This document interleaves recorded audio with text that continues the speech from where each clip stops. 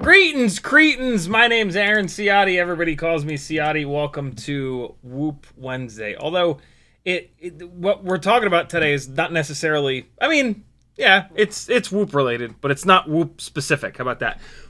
Get out of here, Nat. Get out of here. How do you select the right motor? How do you pick the right motor? The right stator size, the right KV, the right color. Color's important. Because if you're not going to fly good, you better look good. And it better look cool sitting on your wall where it's going to spend most of its life. Yeah, we're going to talk about how to pick a motor. A lot of different ways of kind of getting yourself in the ballpark. And then there tends to be a little bit of self-exploration that you have to do. It's going to be a little bit different for everybody. Some people fly really fast, and so they're going to use more throttle, and that's going to, and for those folks, they're typically going to want a wider motor that's going to stay a little bit cooler since they're using more throttle and they're driving more energy and heat into it. Some folks are looking for a lot of efficiency, a lot of runtime. They're going to want a smaller motor. Not necessarily, not so small that it gets too hot because heat is the enemy, but smaller as in lighter, right? We've got the all-up weight has to be carried the entire time that we're running these things. And so saving a couple of grams on a motor actually does make a significant difference. We're going to talk about KV. We're going to talk about stator width versus stator height. Super, super, super important. Arguably the most important aspect of motor selection that nobody really talks about. I don't think a lot of people understand it. I don't think a lot of people have really taken the time to think about it. But it's easy. That might sound a little bit confusing, but it's actually pretty straightforward. We've got a pretty good set of ratios for like a freestyle motor versus a Cinewhoop motor and everything in between. And so next time you go to choose motors, you can buy the right ones. In the chat, Stickflick FPV was first, Frank Nicholas was next, Fizz PV, Islander FPV, The Bruce, Matthew W, Scotty Scott, Seeker, Tim S, Tamava, Craig, Smoking Dog, Cujo, Sober Life, Frosty, Flycadelic, McMucus, Brian Kirk, Sleepy CBR, Andrew Taylor. What's up, everybody? Thanks for coming. If you want to talk directly to me, type CiottiFPV into your chat message. If you want to get Craig's attention, just type Craig in your chat message. And for Craig, see how many times I could say Craig in a row, his name will light up in orange, just like in the real world, right? When you walk up to Jim Joe Bob, you don't just like start, you say like, yo, Jim Joe Bob, cool? Type people's names. You don't have to make it, put an @ in front of it, but you can if you'd like. If that makes you happy, do it. CiottiFPV.com is where you support me. If you like these live streams, send me a couple of bucks a month and I'll keep doing them. Patreon is the best way to support me, and you can win stuff. We just did 4 giveaways on Monday. We'll do 4 more first Monday of next month. We do 4 first Monday of every month. There's a Teespring store where you can get fun shirts like this one. The Collective is what we used to call ourselves before the Gangly Gang was a thing. We've got a very unique group of folks that hang out in my Discord, which is also linked over on CiottiFPV.com, who, you know, if you...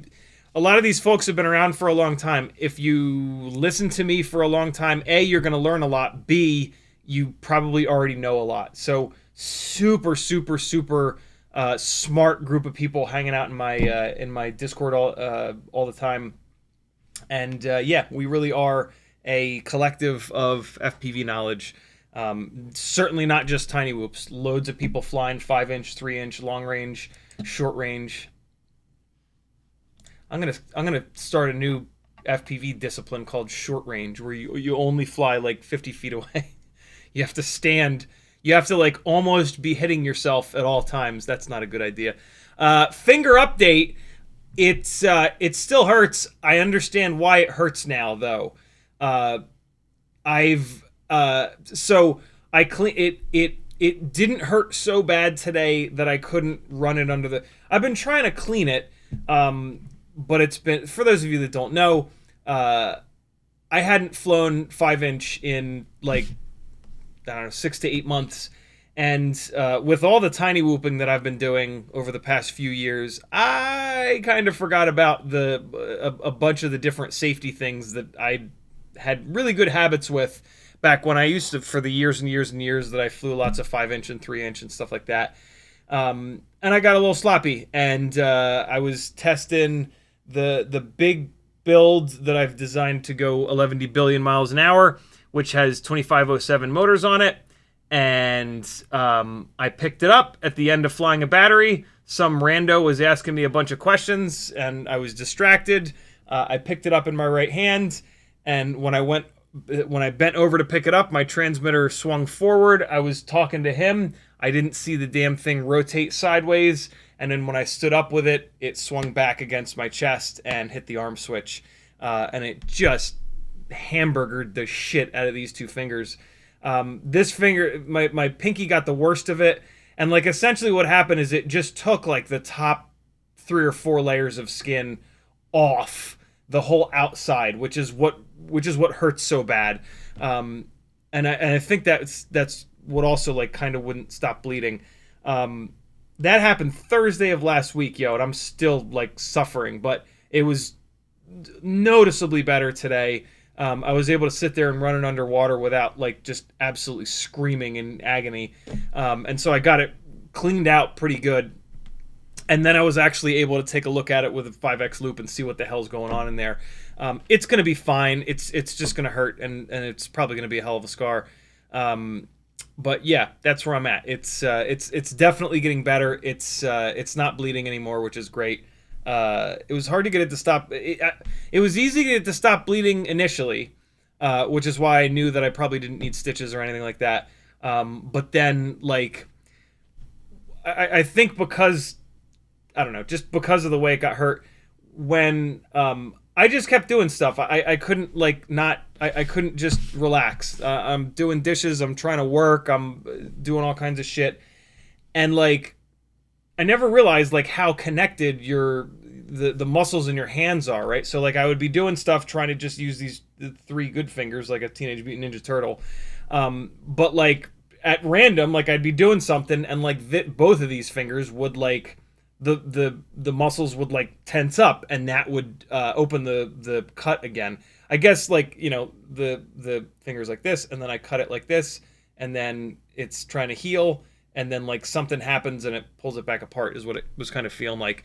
And so for the past like 2 days, I actually was able to just stop doing stuff. Maggie was like getting sick of it bleeding, and she's like, just stop, let me do the dishes, let me do all the things, just rest. And that made a huge difference, go figure. And so yeah, it's on the mend for sure, and it's better that it's better. I don't know. I guess I was gonna say it's better now than it's been. Go figure. So yeah, it's on its way back to being not a disaster. What else? I think that's about it. Yeah, that's it. That's all I have to tell you about fingers. Brian Kirk says, hello everyone, CiottiFPV. I got one for you. After crashing my Hummingbird Race V3.1 and V4 many times for iGal, the both starter cutting out, what? The both starter cutting out video after about 40 to 60 seconds of flying. Is it fixable? Probably not. In general, like if you just crash something over, if you put physical impacts into something over and over and over again, and then it starts acting weird and you haven't gone into beta flight and screwed around with something, there's, yeah, like you're doing a bunch of physical damage to it, and you've done physical damage to it. NewBeeDrone might be willing to fix it. They might be willing to hot air station the VTX chip off and swap it out. It's worth shooting them a message. But yeah, I mean, if you go into beta flight and do something weird and then things start happening, like, sure, it might be fixable. But like, yeah, crashing something a bunch and it starts to act weird, just keep going, and eventually it'll die all the way, and then you can replace it. You know, tiny whoops are outrageously durable for what they are. It's really amazing that they survive any of these crashes that we put them through. And so we have to just be as realistic as possible and be like, well, it lasted a long time. It lasted longer than I thought it would have. Replace it and away you go. So yeah, just keep pounding on it, and then it'll die all the way, and you can, and then you can replace it. Brent Anderson says, CiottiFPV and Craig, Cheerios. Do people in Europe still say Cheerio as like, I guess they say it as like goodbye or something, right? Tim S says, this may be a really stupid idea. I'm in. But has anyone ever put a handle on a larger drone, either solid or strapped, to keep everything out of the way of the props? Closest thing that I've ever seen to that is, it's actually on Thingiverse. And they make these for lifters as well. You can transition from flying to handheld if you put handles in the bottom of the damn thing. And so on Thingiverse, this is for the QAV Cine Freibot edition, the one that I have. I've been meaning to print this, actually. Yeah, this clips into the bottom, and you've got a little handle. And you can hold it like this, and then you can arm it and chop your fingers up. So if you want to be in agony for a couple of weeks, you can do that. But yeah, that is becoming a more common thing in Cinelifters, which you could not fucking pay me enough to either grab a Cinelifter out of the air and handhold it, or handhold the Cinelifter and then let someone else take that shit off. That is not fucking happening. Fingers are one thing, but like losing an entire hand to like a 13-inch razor sharp carbon fiber propeller being driven by a motor like as big as my fist, sorry, not doing that. Tim Brent Anderson says RSO slash FECO cannabis oil all over that thing once you're scabbed up. What is it? Is that? I'm not going to do that, but just out of curiosity, it's supposedly has healing properties. Jamie Flies FPV says, please set up a pre-arm. I probably won't. I flew for 8 to 9 years without an accident. Basically, the main thing is that you don't zero the throttle out. When you land, you bring the throttle down to 20%, 15%, whatever is needed to get the damn thing hovering, and then you disarm and you let it drop 6 inches to the ground. And now your throttle is not zeroed, and so it acts as a pre-arm. I was religious about that forever and never had an issue. And this is a reminder to do that. And so yeah, there's that. I did figure something else out though. Check this. This is I knew that eventually there'd be a scenario where I'd be like, oh, that's what Crossfire does better than some of the other options. And it's a hell of a random thing, but it is a thing. So, up until very recently, I pretty much ran Crossfire on everything that wasn't a tiny whoop, and I've always used the diamond antenna, which has always been great. And the diamond antenna is huge. But look at this. When the diamond antenna is on there, right? That's your transmitter with the diamond antenna.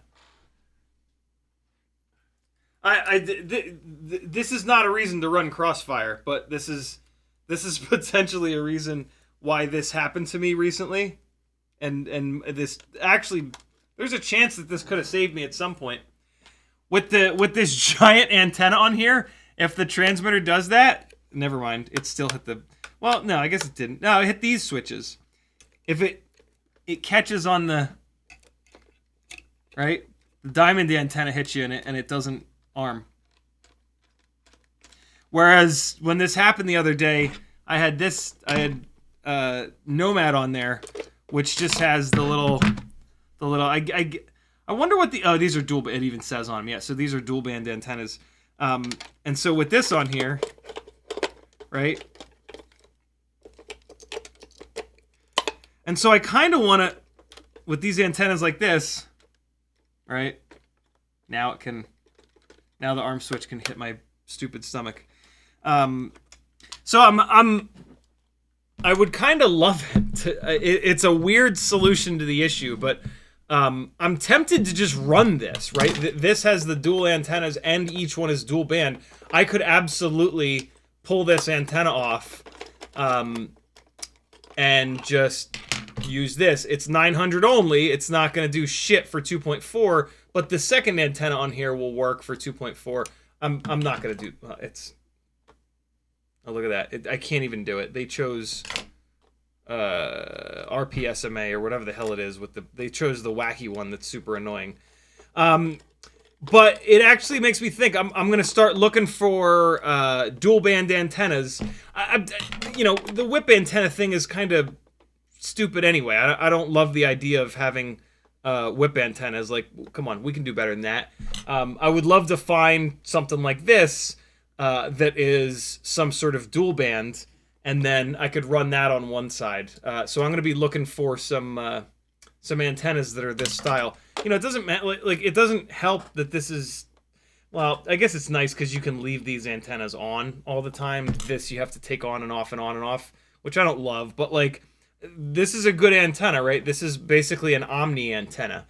And these are not, but there's two of them, right? So we've got the donut of strength on this antenna like this is going like this, and then the donut of signal strength is going like this, and so yeah, the double antenna is going to work really well.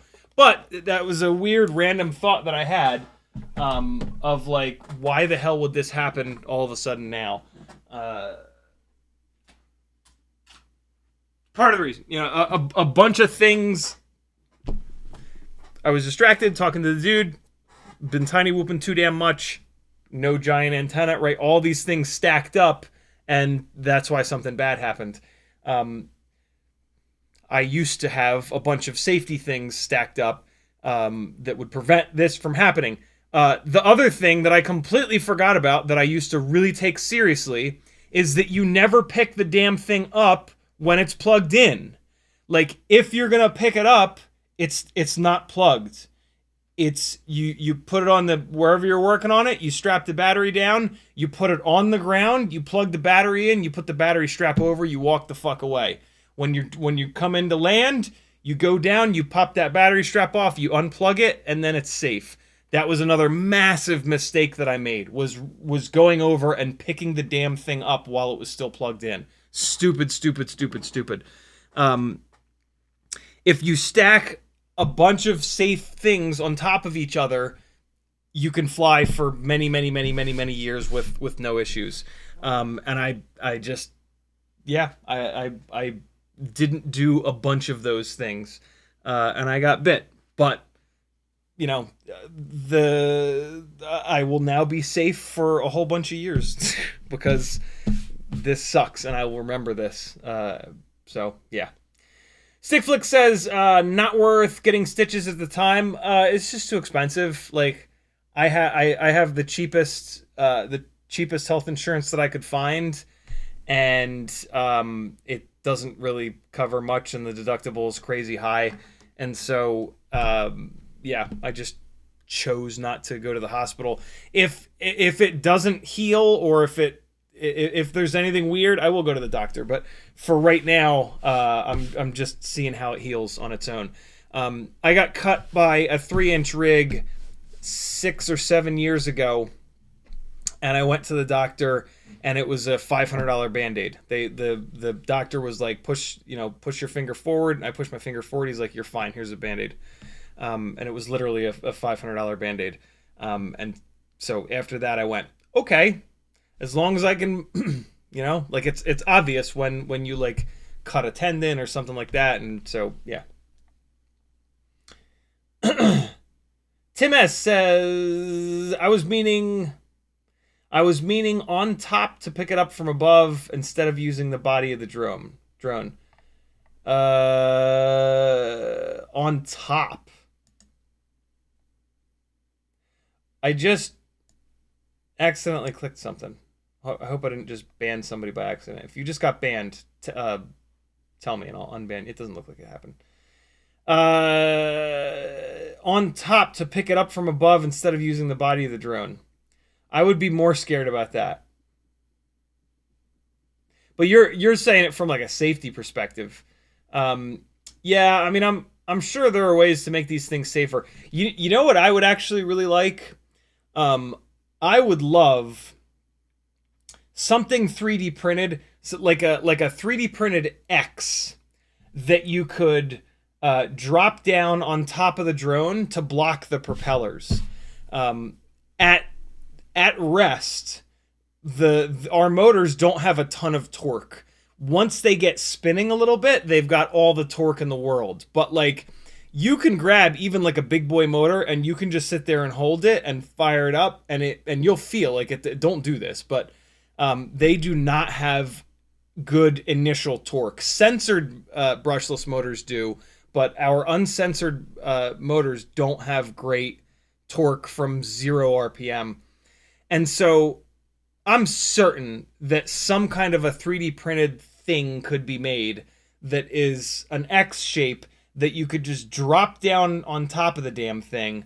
Kind of like in BattleBots. Like in BattleBots, when they have a spinning weapon, they have to have a physical thing that they can, like, they'll drill a hole on the mount, and then they'll have to have like a physical big thick rod that they can stick through the mount, in through the spinny bit, and then in through the other side of the mount, so that like no matter what, that weapon will not spin up until, and that's the last thing that they do. Like, they get it all going, and then the last thing they do is remove that, and then they run like hell.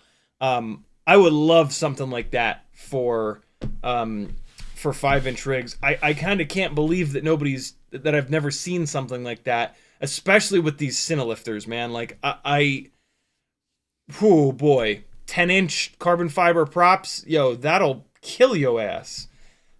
So yeah, if you've ever seen something like that, or if you're looking for a 3D print challenge or a 3D CAD challenge or whatever, that would be pretty cool. You know what I mean? Because then, like, every single time that battery is about to that battery gets plugged in, this thing is just on top. You drop it down, and then you plug the battery in. You get it all set, and then you take that thing off and back the hell away. And then when you land, you drop that thing right down on top, and you're safe. You know what I mean?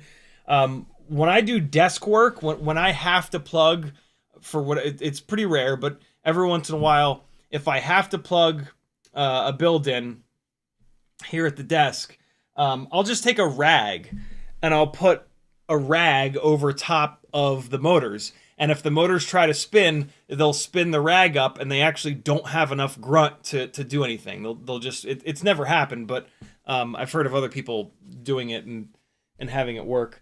Like anything to just block these motors a little bit will keep them from spinning up. All that being said, a smoke stop, you should have if you ever plug your shit in at the bench, you should have a smoke stopper so it'll only pull 1 or 2 amps, whichever way you set it on here. And you should always have the props off. But let's be honest, we don't always take the props off, right? Every single one of you have plugged a rig in with props on at your desk just for a quick second, and you know it'll be fine. And you were fine until you're not. And then it cuts your face off and it puts the lotion on the skin. So yeah, there you go. Tim S says, oh no, we got that. FizzPV says, show the pics of my hand. LOL. I don't have any pictures of your hand. Oh. Yeah, I don't want to do that. I don't want to gross anybody out. I have pictures of my pinky throughout this process that are pretty nasty, but I don't want to show them because if somebody's like, if somebody doesn't like blood or whatever, I don't want to gross them out. Craig says, not a Cinelifter, a Cineblender. Yeah, for real. Brent Anderson says, no buzz, painkiller, super duper healing expediter. Interesting. Very interesting stuff, that cannabis. Hey, I was in, speaking of Band-Aids, Maggie and I went to the mall yesterday, and she wanted to go in Old Navy. We went in there, and when we were checking out, sure as shit, there's a thing of Welly glow-in-the-dark bandages. So I bought them. So now I have Welly glow-in-the-dark bandages. That's a deep cut from a live stream from a few streams ago. It's not worth going back and finding it, but like one person in the chat is like, "Oh wow, that's ridiculous."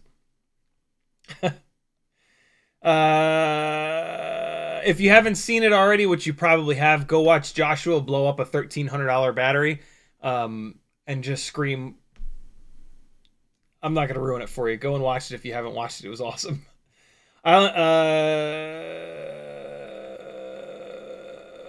Islander FPV says, I see this isn't a designated 6 battery stream. Yeah, I'm not flying right now. I'm trying to just let it heal as much as I possibly can. I have a gig Sunday morning. And so I'm trying to not have the muscles in this finger do whatever they're doing and cause all this pain, because I know that is impeding this from healing. So I'm just like, I'm not doing shit until Saturday night. But I'm wondering if maybe it could be a 1 or 2 battery stream for funsies. Nah, I'm totally letting this chill. Next week we'll be back into it for sure. Matthew W says, surely there's some kind of physical pre-arm cover you could 3D print. I don't know what you mean by a pre-arm cover, but the main reason that I personally don't do pre-arm is that over the years of flying, I've gotten really good at disarming and rearming before I hit the ground. And in scenarios where you're flying over people, that could potentially save you from hitting someone. And so the long and short of it is I'm putting other people's safety over my own. I have had that situation before where I've gone into failsafe, I've disarmed, held the transmitter up above my head, rearmed quickly, and caught and it arms and fly it out of there. And when there's a pre-arm, not only do you have to remember to zero the throttle, but you also have to remember to trigger the pre-arm. And, you know, when just one extra thing to forget, and then you hit someone, and then your career as an FPV pilot is over. And so, yeah, that's...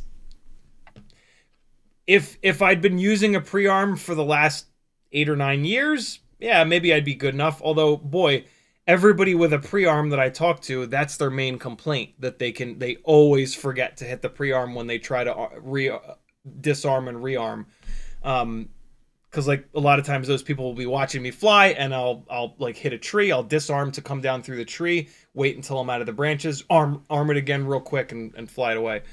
And so, yeah, I will not be doing a pre-arm, but you probably should, because you're probably not making a career out of sometimes flying over people.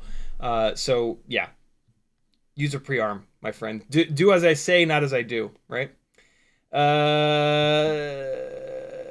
Stick Tab says, is your arm on a 3 position? It is not. Big old 2 position up on the corner. Top left corner. Tamava says, Radio Master Boxster came with a 3D print that keeps the stick centered. Do it on controller instead. Do it on controller instead. What does that mean? I don't know what that means. Craig said, a 3D PropBlocker, good idea. Right? Like, it can't be that hard. Like, I envision like an X and then a bunch of sticks coming out the bottom of the X for different prop sizes. You know what I mean?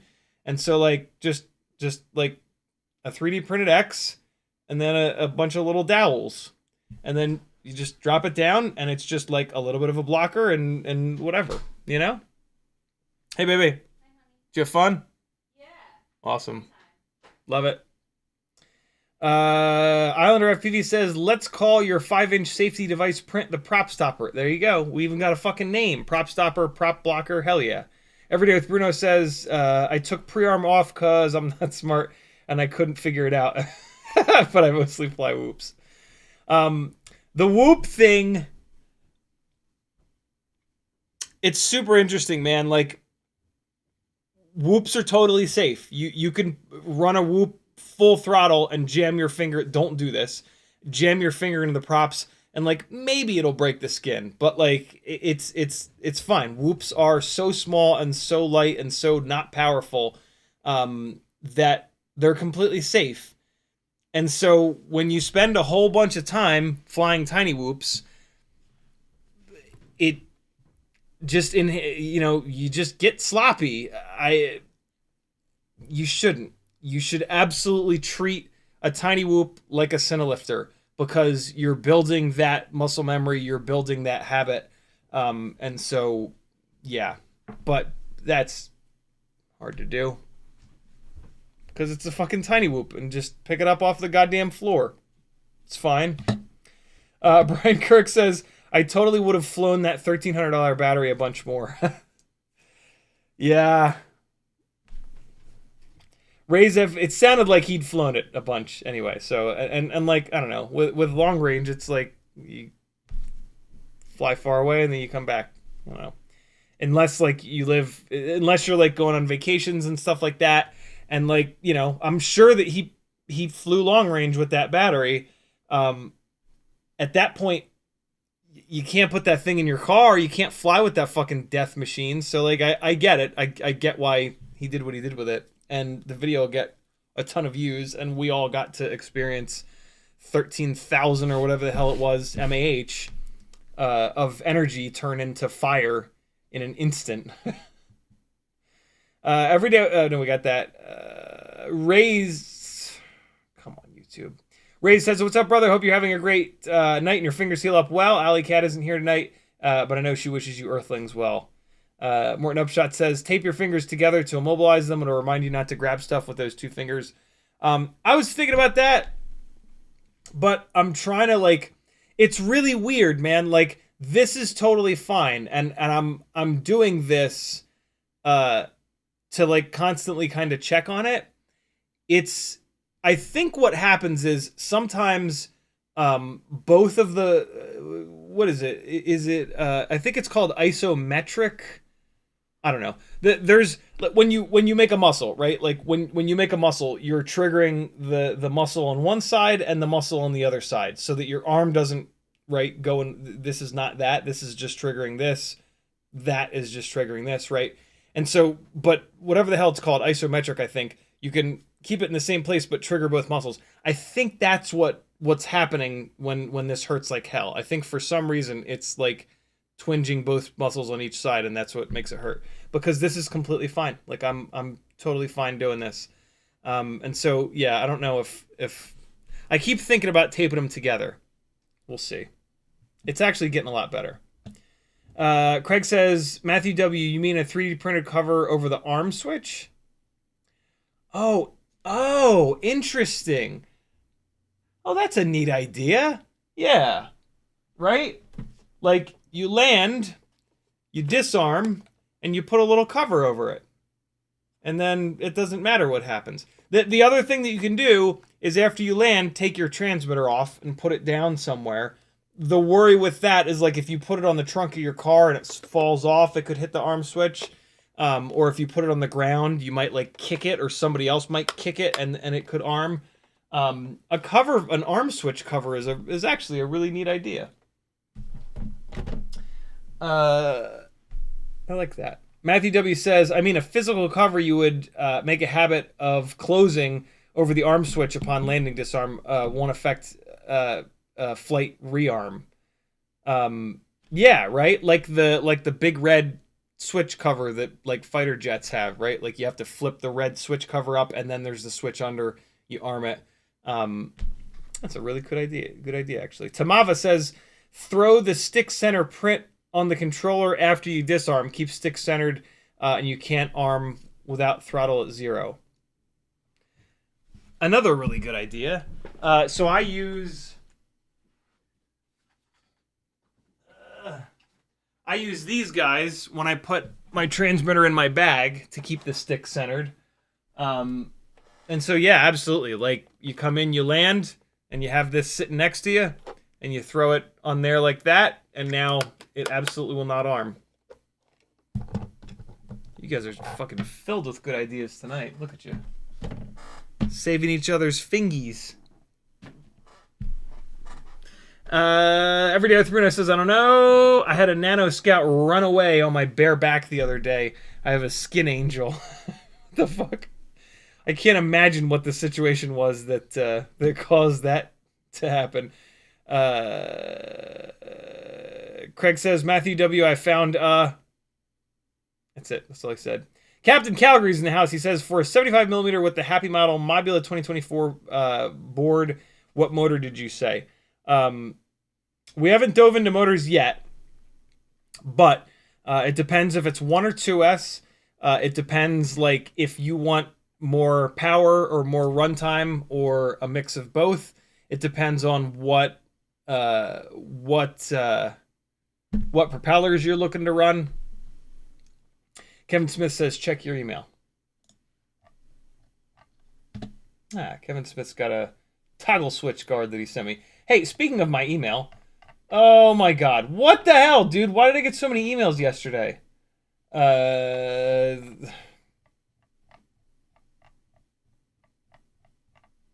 I know I saw a Patreon email come through. I wanted to give a shout out, damn it. Oh my god, I got hammered. Steve Bungie, thank you for joining the Patreon, brother, and welcome to the Gangly Gang. You are now a member of the collective. Congratulations. Thank you for the support, brother. Sherco Auto Toggle Switch Guard. This is exactly what I was thinking about. This is exactly what like fighter jets and like desperate car owners put in their cars to look cool. So you have to flip this up to get access to the switch. And then what's cool is when you flip this down, it flips the switch. That's pretty cool that this I always thought it was one big assembly, but this looks like it just slides right under. That's pretty slick. And they've got a whole bunch of different versions of it. A blue one, a green one. Look at this. Yellow. I might actually snag one of these to see. That looks vaguely like our switches. Oh, you know, look how short the switch is though. Our my arming switch is gigantic. I might still snag one of these just to see if I can make it work, because this is slick. And I mean, then, you know, I'll look even more like an asshole. Look at them all. Look at them. Lit up ones. Very cool. That could be fun. I mean, we already look like idiots. You know? Might as well really lean into it. 1S, runtime priority, and tri-blades. I can't believe I forgot. Oh, right.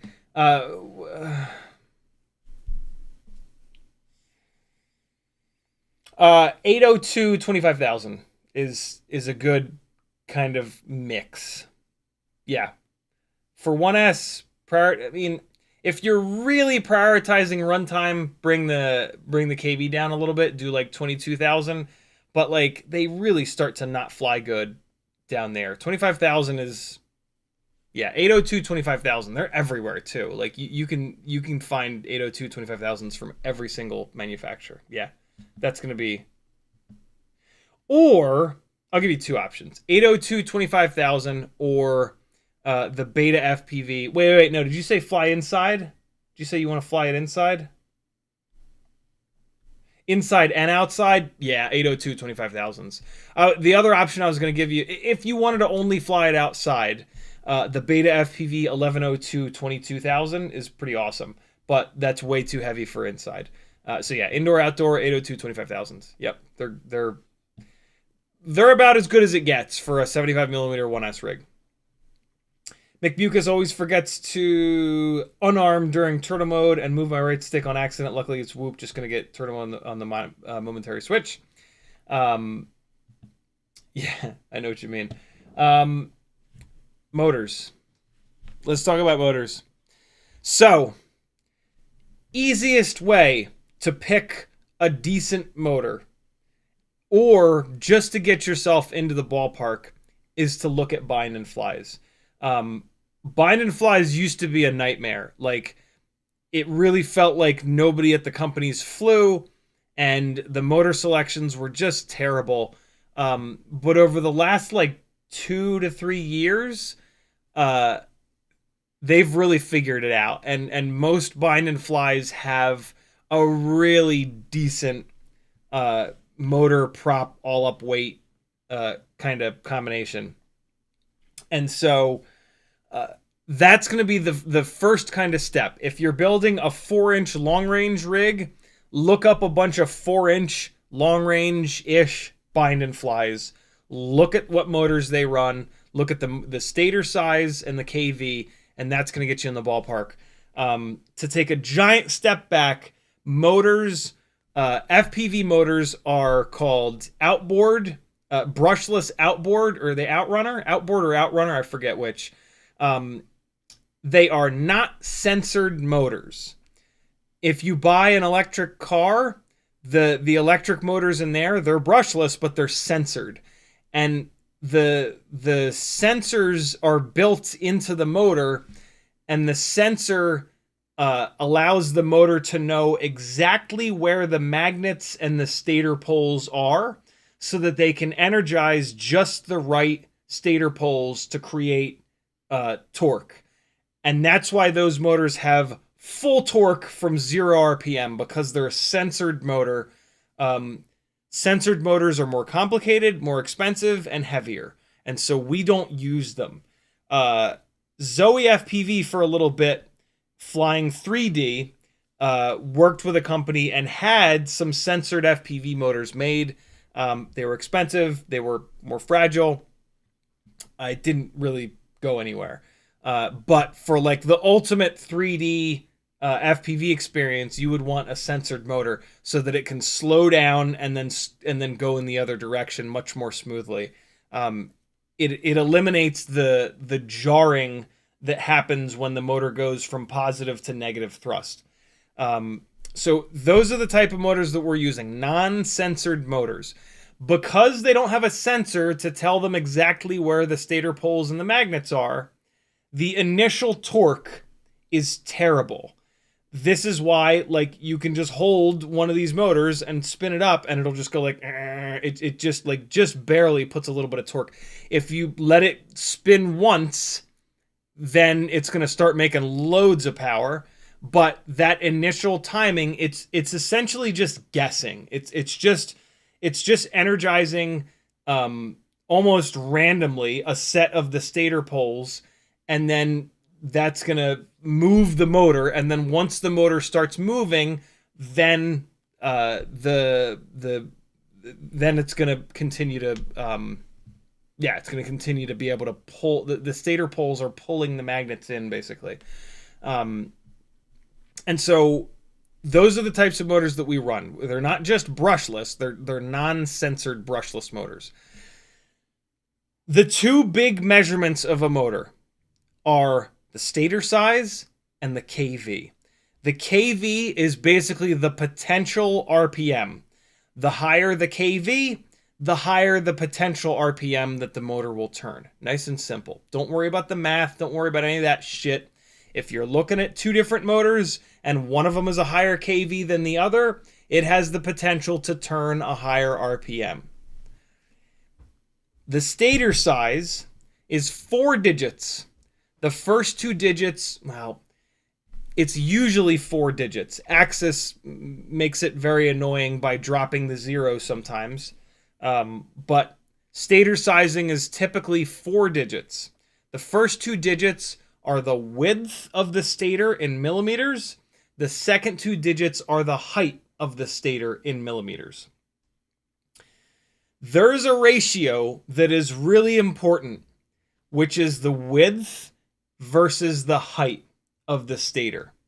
For freestyle, you want to be somewhere around 3:1 or 4:1. For cinematic work or just lifting heavy payloads, you want to be 4 or 5 or 6:1 ratio of width to height. The reason why that ratio is so important is that heat is the enemy. When magnets get hot, they suffer apparently like a little bit of damage, like non-reversible damage. But more importantly than that, they become less magnetic when they're hot. And so the hotter a motor gets, the less power it's going to make.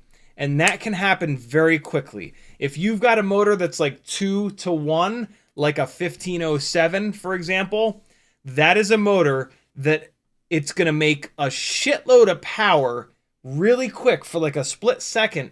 And then it's going to overheat. And then it's going to make less and less and less and less power. And here's the real problem, is that when they make less power, they don't use any less electricity. So you take a 1507 motor and you go full throttle, within about a quarter of a second, it's going to keep gobbling up the same amount of power, but it's going to, instead of turning that power into thrust, it's going to turn more and more and more of that energy into heat. And it's going to get hotter and hotter and hotter and hotter. That's when lots of bad stuff can happen. You can cook the motor, you can cook the FETs on the ESC. The bearings can puke out all their oil. It's all bad. The wider a motor is, if you look at, if you think about this visually, it makes all kinds of sense. You've got a propeller. The hub of the propeller here does not make any thrust, but starting right here at the very beginning of the blade of the propeller, it's going to start making thrust. So if you put this giant 7-inch propeller on this 1002,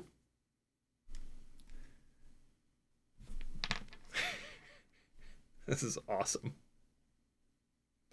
Never thought to do this before. If you put a 10 millimeter wide motor onto a propeller with a giant M5 center, there's no part of that motor that's going to get any airflow. See that? You look down from above, the motor is completely gone. This motor is going to boil. Not to mention that this propeller is way too heavy for it, but there is none of this motor in the airflow. Versus, sure you can see where this is going, but just in case you're new around here, versus, or just new to FPV, if you've got even a 2306, 2306 is not a good motor for a propeller this big. This is not a big enough motor, but there you go. You've at least got some of the motor in the airflow of this propeller. And so now if you were to do this, if you were to run this 2306 motor on a 7-inch propeller, this motor would explode. It would get way too hot. This propeller is way too big for the motor. And so if you were to do that, or if you were to come down after a quick hover and the motor is boiling hot, what you could do is go, okay, so there's not enough of the motor in the airflow, so instead of a 2306, let me try a 2506 or a 2806. A motor where more of the actual motor, more of the stator width is going to put the actual stator poles and the magnets into the airflow. And so after years and years and years and years of thousands of people trying different combinations of motors and props with different all-up weights and all that shit, what those of us that have been paying attention have come to realize is that you can just do this by ratios, and my God, does it work well. And again, the ratios are 3-to-1 or 4-to-1 for freestyle or for racing, and then 4-to-1, 5-to-1, 6-to-1 for cinematic work, or just heavy lift stuff, right? Picking up a massive payload. So like a Cinewhoop, for example. Cinewhoop is carrying a big, fat, full-size GoPro, typically 120, 130 grams. This is heavy, man. This is a lot of dead weight. And you're trying to pick that up with a 3-inch propeller, which is not very big. So you're asking a lot of the motors in general, right? Like the smaller propellers are less efficient. And so with Cinewhoops, it's really important to get a good, to get a motor if you want consistency. We'll talk about that more in a second. But it's really important to have a wide motor because you're asking a lot of a small propeller and a small motor. If you were to build this Cinewhoop with a 2306 motor, it would be totally fine. It would stay nice and cool. 2306 is what we use on a lot of like our 5-inch rigs that are also designed to carry 120, 130 gram payloads, right? But when you ask something a lot smaller to carry that same amount of weight, you're going to run a different motor. You're going to run a 2306 is roughly 4-to-1. When early days of Cinewhoops, we started running 1507 motors. And we wondered why the flight performance sucked and the motors got so hot and the runtime was terrible. You would get like a split second of good power, and then it was all over. And like there was a big problem with consistency. If you had a 1507 powered Cinewhoop and you put the nose down and you flew at like 40-50% throttle, and then you tried to go full throttle, it would be awful because you were heating the motors up when you were cruising fast and they were already really hot, and then you go full throttle and you dump a bunch more electricity into them. Well, they're already overheated. The magnets are already starting to saturate and they can't give you any more. So you would just send a bunch more voltage to the motor and it would just make heat out of it, and it would barely make any extra thrust. You can hear when this happens. If you have a rig that you take out and you go full throttle, what you want to hear is the pitch go up and stay up. So if you go, keep in mind the Doppler effect. If you have that rig and you're on your left and you go shooting past yourself to the right, it's going to go wah, because of the Doppler effect. But like if you hover that thing right above your head and you just hammer it straight up, you should hear the pitch increase and then stay. When you have a motor that's getting too hot, the pitch is going to go up and then it's going to start to come down. So you're going to get that like, and then it'll usually kind of like bottom out. By that point, the motors are about to implode. But you always want to have, that's one of the ways that I used to kind of test it, is just by listening to the damn things. It makes it, the Doppler effect makes it harder because as it accelerates more, you know, it's typically going to be going, hopefully it's going to be going away from you when you're full throttle. As it accelerates more and more and more, there's going to be more Doppler effect. So like you have to kind of let it accelerate to its Vmax, and then the Doppler effect will stop lowering the pitch.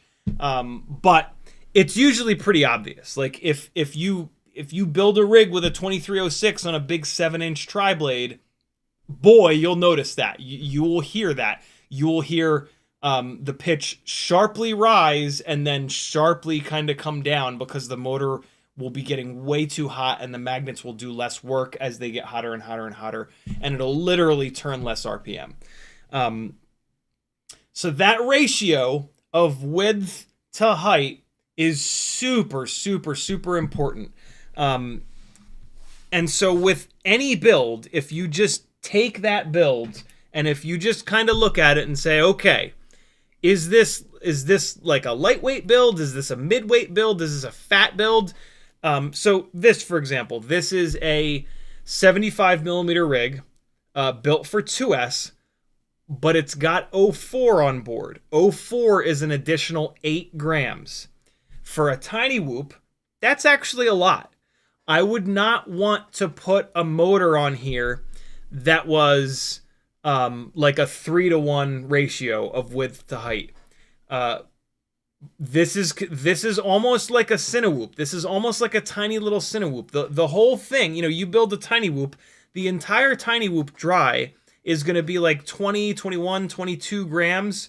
You add 8 extra grams to that. Think of that percentage, right? 8, 16, 24. So if this thing was 24 grams before as analog, and then I add 8 grams to it, I've added 33% extra weight to it. That's a lot, dude. That's like putting a full-size GoPro on. And so for a digital tiny whoop, you actually want to think of it like a Cinewhoop. You don't want to think of this like a racing rig. You don't want to think of this like a freestyle rig. I know 8 grams doesn't sound like a lot, but you have to use percentages. You always, always, always need to use percentages when it comes to all up weight. And then by doing that, what's really handy is you can then compare that to like a 5-inch rig, right? So like a 5-inch rig that's 600 grams. You add 33% more weight to that. So that's like an extra 200 grams. If you took a 600 gram dry, no HD camera, 5-inch build, and you put a 200 gram camera on it, so like a GoPro Hero and a Session 5, that's a lot, right? Like, so if it helps you, if you're more familiar with 5-inch or if you're more familiar with tiny whoops, you can just use percentages. Always use percentages. It's going to make your life so much easier, and it's so much more accurate to do that. And so for this guy right here, right, we've established that like it's got 04. That's a lot of extra weight. And so when you go to select a motor for this, something like a 603, for example, which is 603 2-to-1, not the right motor choice.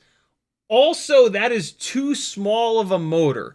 You do need to pick a motor that is big enough for the all-up weight and for the size of the propellers. Again, the easiest way to do that is to look up some bind and flies. Look up as many bind and flies as you can find that are as similar as possible to the build that you're doing, And that'll get you in the ballpark of like, should I be somewhere around a 1404 or a 702 or a 2306, right? It'll get you a lot more targeted than that, but just to be drastic with it, right? This build comes from Happy Model with an 1102. 1102. 2, 4, 6, 8, 10, 11 and a half. 5.5 to 1. And they fly great. I have 1002s on it right now. 2, 4, 6, 8, 10. 5 to 1. And it's awesome. You could probably drop down to an 802. 2, 4, 6, 8. 4 to 1. And this would still fly, but you would start to notice the motor's getting too hot. Even though it would save weight, you would probably get less runtime because of that. If you've ever had a build where you went to a bigger motor and you got more runtime, that right there is a dead giveaway that the motors that were on it before, or if you've had the opposite of that scenario, those smaller motors were getting too hot. And that was killing the runtime more than the fact that you just put heavier motors on and it's got to carry that extra weight for the entirety of the battery, right? If you ever switch motors, if you ever switch stator sizes expecting to get more runtime or less runtime and you get the opposite, something's going on. Stop and just like think about that. Take a big step back and be like, yo, what the hell just happened? And that could and because typically lighter weight is going to get you more runtime, right? Like that's what we always expect. If you make it lighter, it's going to fly better. It's going to get more runtime. The end. That if that doesn't happen, if you get the opposite scenario, typically you had a motor on there that was getting too hot. Or you were, and it might be fine for someone else that cruises around really slowly. They might not be overheating that motor, but then you fly it and you like to fly at 60 miles an hour all the time. And it's a nightmare, right? This is why there is no, like, this is why I do what I do. Like, I sit here and I try to explain all this shit to you guys rather than just like, oh, what's the best motor for my Mobula 6? It's this one. Next. Like that, I don't want that. I don't want you to have to look up a whole series of things and try to find someone that has a build that's the exact same amount of weight as yours with the exact same propellers and they've tested 4 different motors and this is the best one. I want to explain what the hell is going on behind the scenes with these things so that you can look at it, maybe buy one set of motors, see how they perform for you specifically. Typically, you're going to have to do that. It's almost impossible to buy the perfect motor on the first hit because you don't even, it's practically impossible for you to know exactly how your flying compares to anyone else. Does that make sense? And so you will almost always need to buy a set of motors and then think about this shit, fly them a bunch. With tiny whoop motors, one of the things that's super annoying is that we can't feel the motor heat.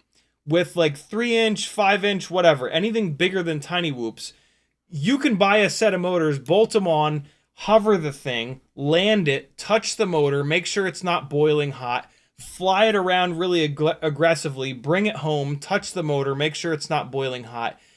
And you can get really good feedback whether or not you've got a motor that's too small, or your PID tune is screwed up, or you don't have enough filtering, or yada, yada, yada. With tiny whoops, we don't have that. So we have to look at stuff like runtime to be able to determine that. We have to like hammer the throttle and listen and try to listen for the pitch to go up and then come down or go up and stay up. Luckily, there are other ways to figure this shit out, right? So, yeah, keep that in mind. The motors being the also think of the motor as a heat sink. I mean, it has multiple jobs, right? It's going to create rotation and thrust when paired with the prop, but it also has to serve as a heat sink. And so, on the other side of this, if you buy a motor, if you've got a rig on a set of motors that are like 5-to-1 ratio of width to height, and you're like, I'm not getting the runtime that I want. I wonder if maybe my motors are getting too hot. If you go and you buy a motor that's like 6-to-1, you put them on and you don't get any extra runtime, what you've just figured out is that the other motors were not getting too hot. Especially if you get less runtime, which is what should happen. If you put a bigger, heavier set of motors on, and you get less runtime, the previous set of motors that you had on are totally fine from the way that you fly and from like a heat perspective. And so keep that in mind as well. Like you don't always have the wrong motors. You might have a whole bunch of rigs that are that have the perfect powertrain on them right now. If you've been hanging around here for very long, you probably do, because I've worked my ass off over the years to figure this shit out, and the motors that I run on these things are damn near perfect. And so if you're even remotely copying my setups, and I fly pretty aggressively, I don't hammer that bad, but like I fly somewhat aggressive. So usually people that use my combinations absolutely love them. Every once in a while, I'll have somebody like, man, these motors are getting way too hot. I'm like, send me a clip of your flight. And they're just they're just full stank all the time. I'm like, yeah, okay, you're flying way more aggressively than me. Like, what's your normal throttle input? Like 60%, 70%? Like, yeah, okay, you need something even wider.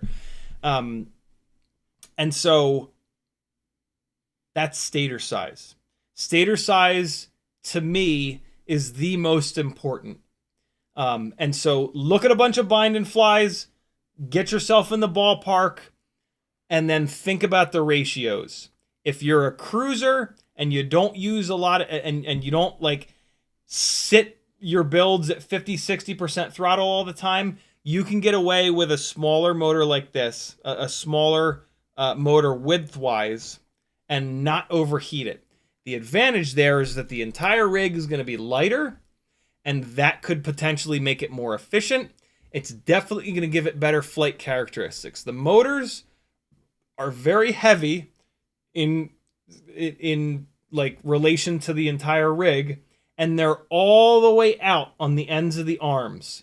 And so if you can ever save motor weight, do it. It makes a big difference in the flight performance. And so you really do want to be running the lightest motor that you possibly can, but it also needs to be wide enough to stay cool. But it also it needs to be big enough. Like you can't just keep, here's the other thing.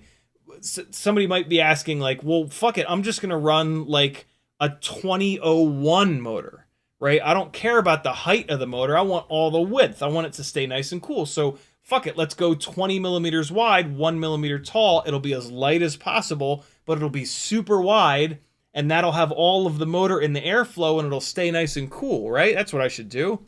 Unfortunately not. There's a point.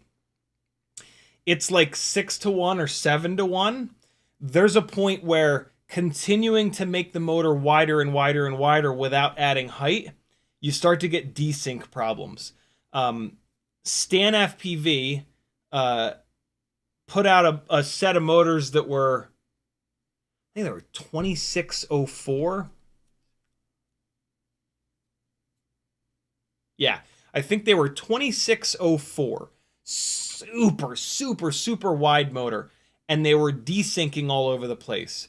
And a bunch of smart people took a look at it, and they realized that this is going back like 4 or 5 years. I don't remember why, but essentially it was figured out that it was just too wide. You can't go that wide. You can't do a 2604. It's just going to desync and fall out of the air. there were some guys that were having some luck, like shifting ESC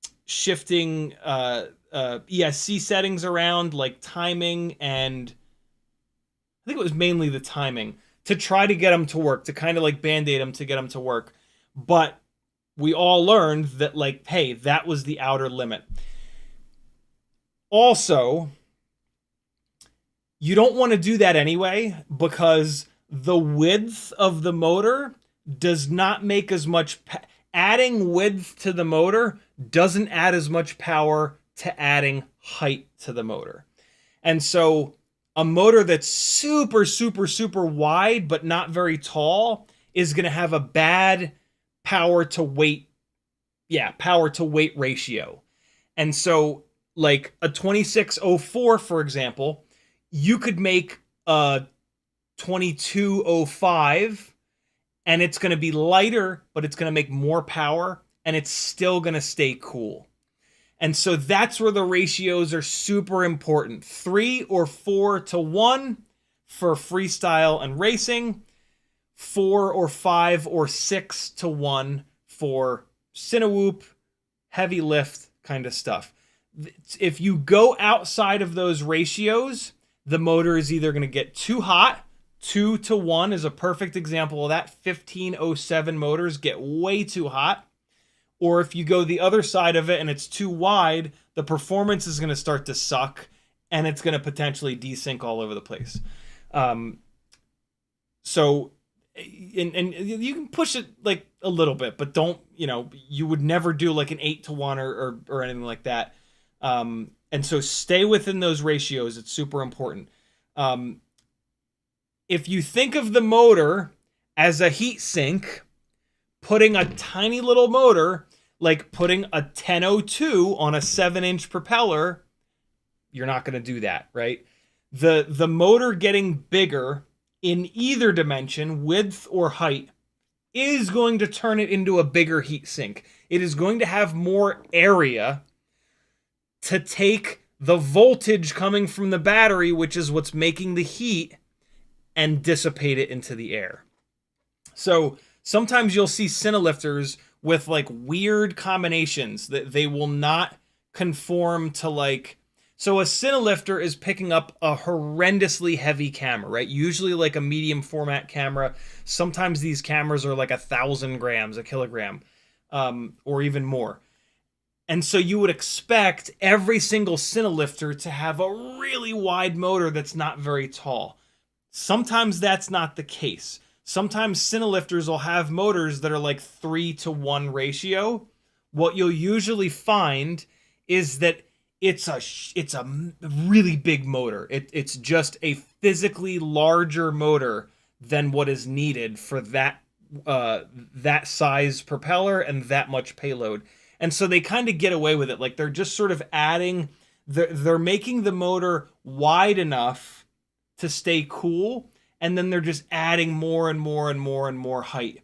And the KV is so low that it's not doing anything with that. It's big enough. It's a big enough heat sink to stay cool all the time. I only really ever see that anymore with Cinelifter motors. I don't see that like anywhere else in FPV. So that's pretty rare. But like, yeah, if you're ever looking at a Cinelifter motor and you're like, what the hell? That's only 3 to 1. That shouldn't work. Look at the size of that motor, and then look at like another Cinelifter on a smaller motor, and you'll be like, oh, okay, they're the same width, but this one has this really tall motor, and they're the same KV. So now KV factors into this.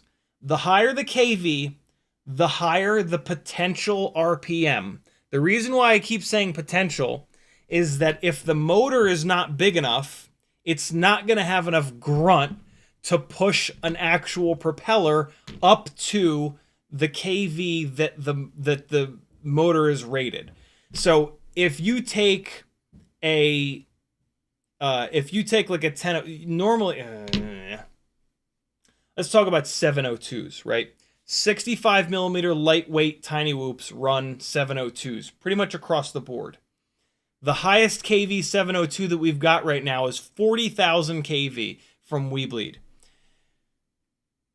Happy Model, who makes that motor, their method of measuring KV is different from everyone else. So even though it says 40,000 KV on it, if you test it, it'll actually only test out at like 32,000 KV or like 33,000 KV, I think, if I remember correctly. If you were to make a motor, if you were to make a 702 that's actually 40,000 kV, or fuck it, let's say 50,000 kV. If you were to make a 702 that's 50,000 kV, it's not going to make any more power than the motors that we already have, unless you find a propeller that is less draggy. You can kind of think of the stator volume as the cubic inches of an engine. So like a Ford 5-liter 302 cubic inch engine, that's a big fucking engine. That's a bunch of displacement, big cylinders, 8 of them bitches, big grunty bastard, big ass engine, right?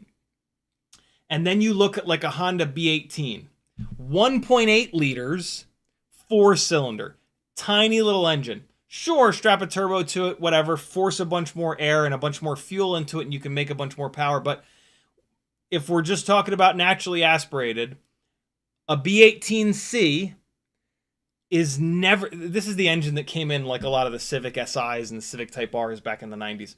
A 1.8 liter 4-cylinder is not going to make as much power as a 5-liter 302 cubic inch engine. It's just not. Stators are the same way. A tiny little stator... I forgot the other part of that. The B18C will rev to 9,000 RPM. A Ford 302 usually will like maybe 7,000, usually about like 6,500 RPM. There's no point revving it beyond that. It won't make any extra power. This is not a perfect scenario, but this is going to get the point across. The B18C, even though it turns to 9,000 RPM, what they're doing with the extra RPM is it's acting like an air pump, and it's able to pull more air in because it's turning faster. It still won't make the same amount of power as a Ford 302, only turning 6,000 RPM. The raw size of the motor absolutely matters. The KV is the KV is measured with no prop on. So no load whatsoever. You can wind a 702 to do 100,000 kV. Probably not, but you can wind a motor to turn any absurd amount of kV. But if the stator volume, if the width and the height of the stator is not big enough, once you've got a propeller on there, to keep pushing that propeller to that higher RPM that you have it wound, it does you no good, and it's actually bad because it's going to keep trying to spin higher. It's going to saturate with heat, and then the same issue as if you've got a motor that's too tall and not wide enough, it's going to get too hot. The electricity is going to turn into more heat and more heat and more heat, and you don't actually make any extra power.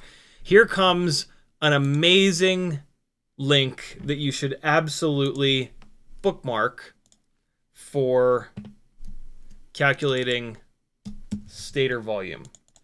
This link is in the chat right now, and if I can figure out how, I'm going to add it to the description. Here we go. All right, so it's in the description for anybody that's not watching this live. This is amazing. You click Add New, and you just type in the stator size, and it gives you the surface area and the volume. So if we take a 702 and we want to crank a 1.6 inch prop, and the motor is, and you go full throttle and you hear the motor go, whirr, and you're like, ooh, that motor's getting too hot. You can come in here and you can go, well, the volume of the 702 is only 77. Well, what if I put an 802 on there? 101.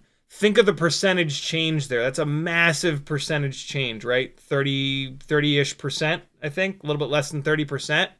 And so an 802 is 4 to 1. 702 is 3.5 to 1. So you're going to have two things going for you, going from 702 to 802. You're going to have more volume. You're going to have more cubic inches. You're going to have a bigger engine that's got more grunt, but you're also going to have a wider motor. Make sense? When you hear me say engine, it's because I'm thinking about gasoline engines. Motors are electric motors. Stop using the word motor to describe engines. Stop using the word engine to describe motors too. This is awesome. This stator calculator is great. Just to give you some context, a 2306 is up in the thousands, 2,500 versus 77 and 101 for, I mean, obviously completely different, but there you go. This is amazing. Keep this bookmarked for sure. The KV also is going to be affected by battery voltage. A lot of times motors will be sold outside of the world of tiny whoops. Motors will typically be sold in two drastically different KVs, because almost across the board now, from like 3-inch all the way up to 5-inch rigs, they're sold as either 4S or 6S. It doesn't really make any sense on 3-inch rigs. They don't have powertrains that make enough power to take any benefit from the 6S KV, but 6S is a great marketing ploy, and you can get a lot of people to buy into it without them realizing that they're not accomplishing anything on a tiny little rig that is on like a 3-inch prop or a 3.5-inch prop. But keep that in mind as well, right? You like with tiny whoops, it's easy because we're primarily just 1S. If we jump up to 2S, usually there'll be like a drastically lower KV motor, and away we go. Again, look at bind and flies. Take a look at what the bind and flies have. Look at what voltage they're running, and you can get a really good idea and get yourself in the ballpark for a motor size and a KV that's going to work. Propellers factor into this. How many blades? What's the pitch? If you want to run a 3 or 4 or 5 or 6 or 8 bladed propeller, you're going to need a big, as more blades, the bigger the motor. If you put a propeller on that is too draggy for the motor is going to get too hot regardless of the ratio of width to height, regardless of the KV of the motor. So the propellers absolutely factor in as well. A low pitch bi-blade, you can run a tiny little motor on that and you'll be completely fine because it only has 2 blades and they're flat, and so they're going to cut through the air really easily, and away you go. Let me get caught up on chat just a little bit because I just threw a shitload of stuff at you, but that's the bulk of it, to be really honest. That is the bulk of how to pick the right motor. If I read through some of the chat here, I will think of some more shit to kind of throw at you. McMucus says, I always... no, we got that. Timon says, you could tether one of those gimbal covers to your controller strap so it's always handy. That's exactly what I was thinking too. The Safety cover. What's the Safety cover? Captain Calgary says, fantastic, thank you so much. You're certainly welcome. Dave S. says, is the Crux 35 kind of old? It is. It seems like it's become popular lately. It is, yeah, but like in the last 3 or 4 years, we've really plateaued, and like there's builds from 3 years ago that fly just as good, if not better, than ones that just came out last week. Kevin Sumner says, CiottiFPV isn't the perfect motor, just the largest you can fit on your quad for the most power, lowest KV for most efficiently, most expensive for best quality, and made by your favorite pilot. That's what most people think. And some of that does ring true. Kevin's tongue is planted firmly in his cheek by saying that. Yeah, that is what most people think, really. Like, that is how an awful lot of people buy their motors.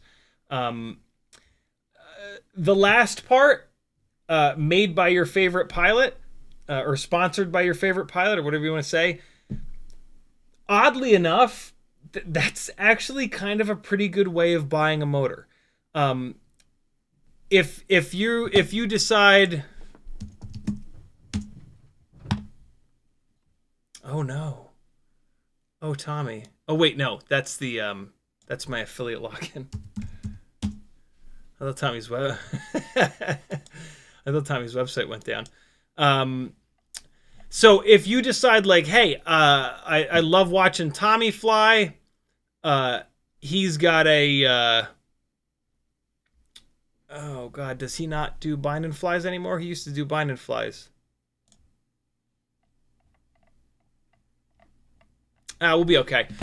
So if you're like, yo, I love when Tommy flies his 250 on biblade 5-inch props, I'm just gonna go with what he flies. So you come to Tommy's website, you come to the 250 page, and he's got these Aerolite 2004 motors that he's specifically designed for this 250. If you do this and you build this with these motors, oh, here you go.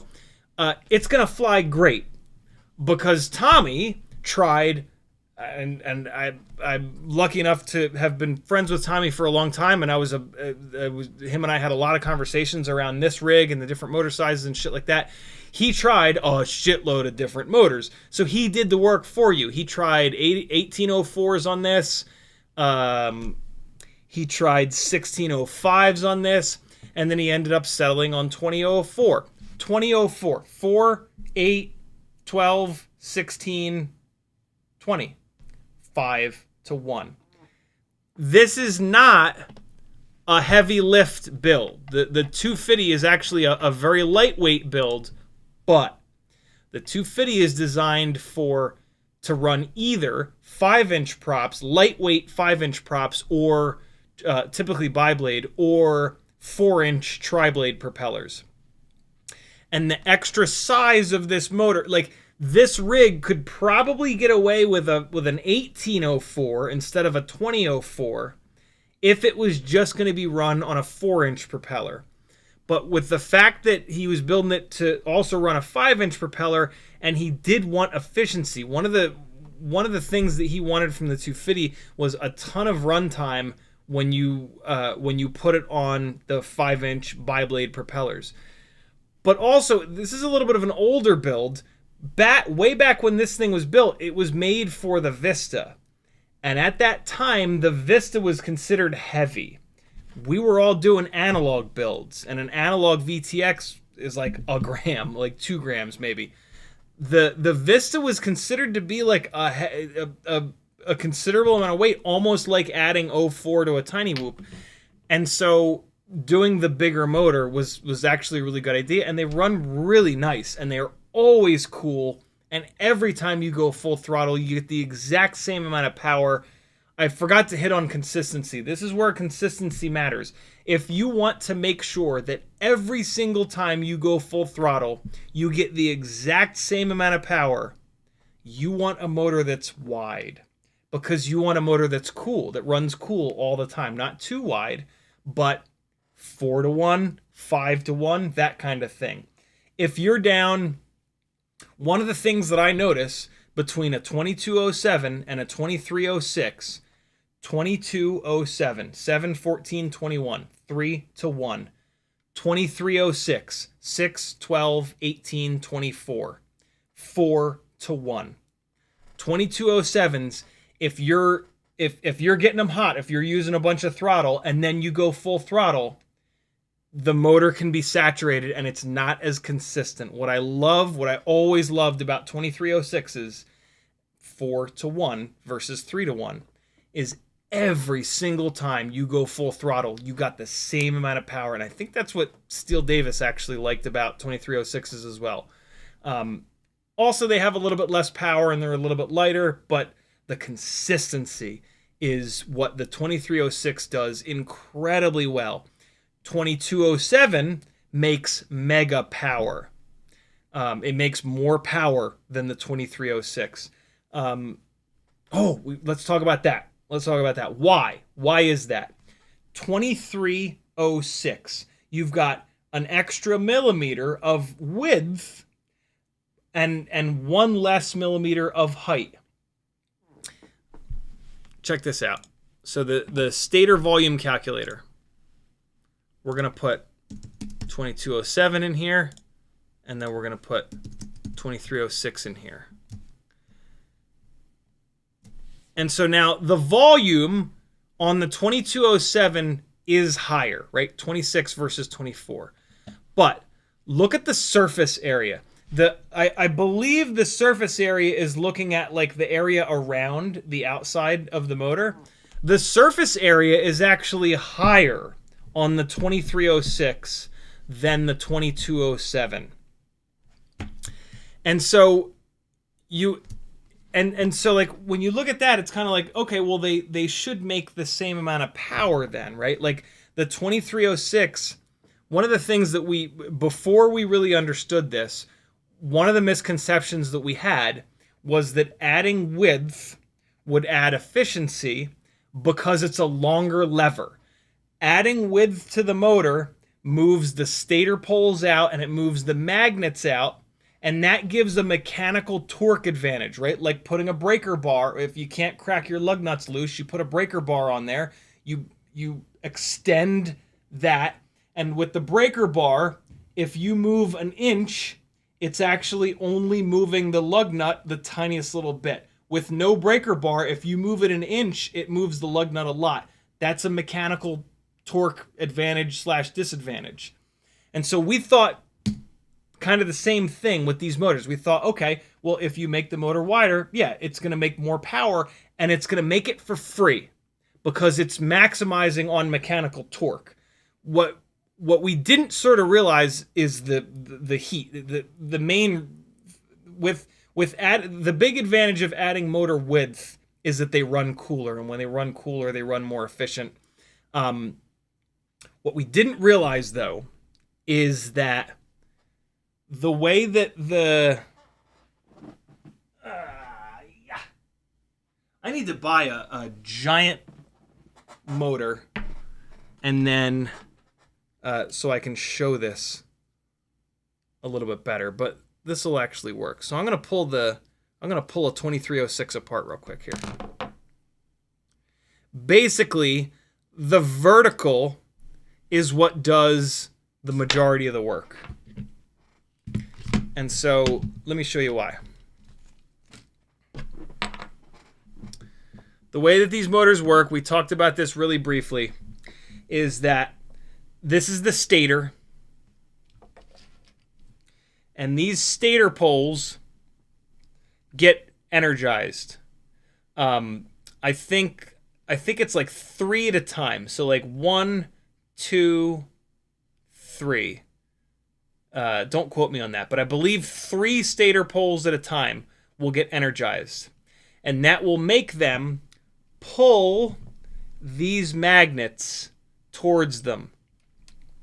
And so if you look at these magnets, if you look at these magnets and you just kind of think about that, right? Think about what's happening. It's pulling the magnet like that, right? It's pulling it in that direction. So the vertical is doing all of the work, right? If you look at these windings, this part of the winding up top here, it's not doing shit. It doesn't even have a magnet to work for. I mean, never mind. It's the vertical part of the winding that does all of the work. It's the vertical part of the stator pole that does all of the work. So by making a motor taller, it's going to make a lot more power. By making the motor wider, it's going to stay cooler, and it is going to have a mechanical torque advantage. But the mechanical torque advantage to making a motor wider pales in comparison to the actual amount of extra power that you get from making a motor taller. but it has to be balanced. You can't just make a motor really tall because it'll then overheat. So there's a balance there, and that's super important to maintain that balance. But the key to making big power is the height of the motor versus the width. Adding a bunch of width is going to get you a little bit of power, but not that much extra. So 2306 versus 2207. Similar surface area, similar volume, drastically different amounts of power. 2207s make significantly more power than 2306s because the 7mm tall stator has that a full extra millimeter of height to pull that magnet around, whereas a 2306 has 1 extra millimeter of width to get that mechanical torque advantage. And the difference, it's just, also think of the percentages, right? 6mm to 7mm is a massive percentage change. 22mm in diameter to 23mm in diameter is a much smaller percentage change. That right there is why the 2207 is so much heavier than the 2306. Making that stator a millimeter taller adds a whole bunch of weight all the way around. Making the stator 1 millimeter wider is a much smaller percentage change, and it doesn't add nearly as much material. It just adds a little bit of material to the outside versus adding an entire pizza pie's worth of material up on top, right? So there you go.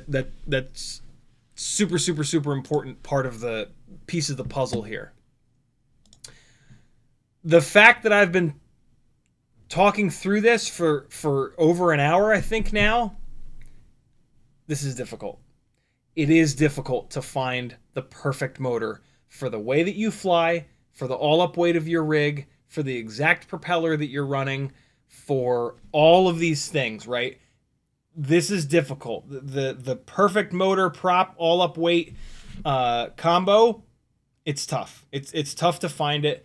Everybody has a specific, and it's different for everyone. Everybody flies a little bit differently. Everybody likes a different amount of power.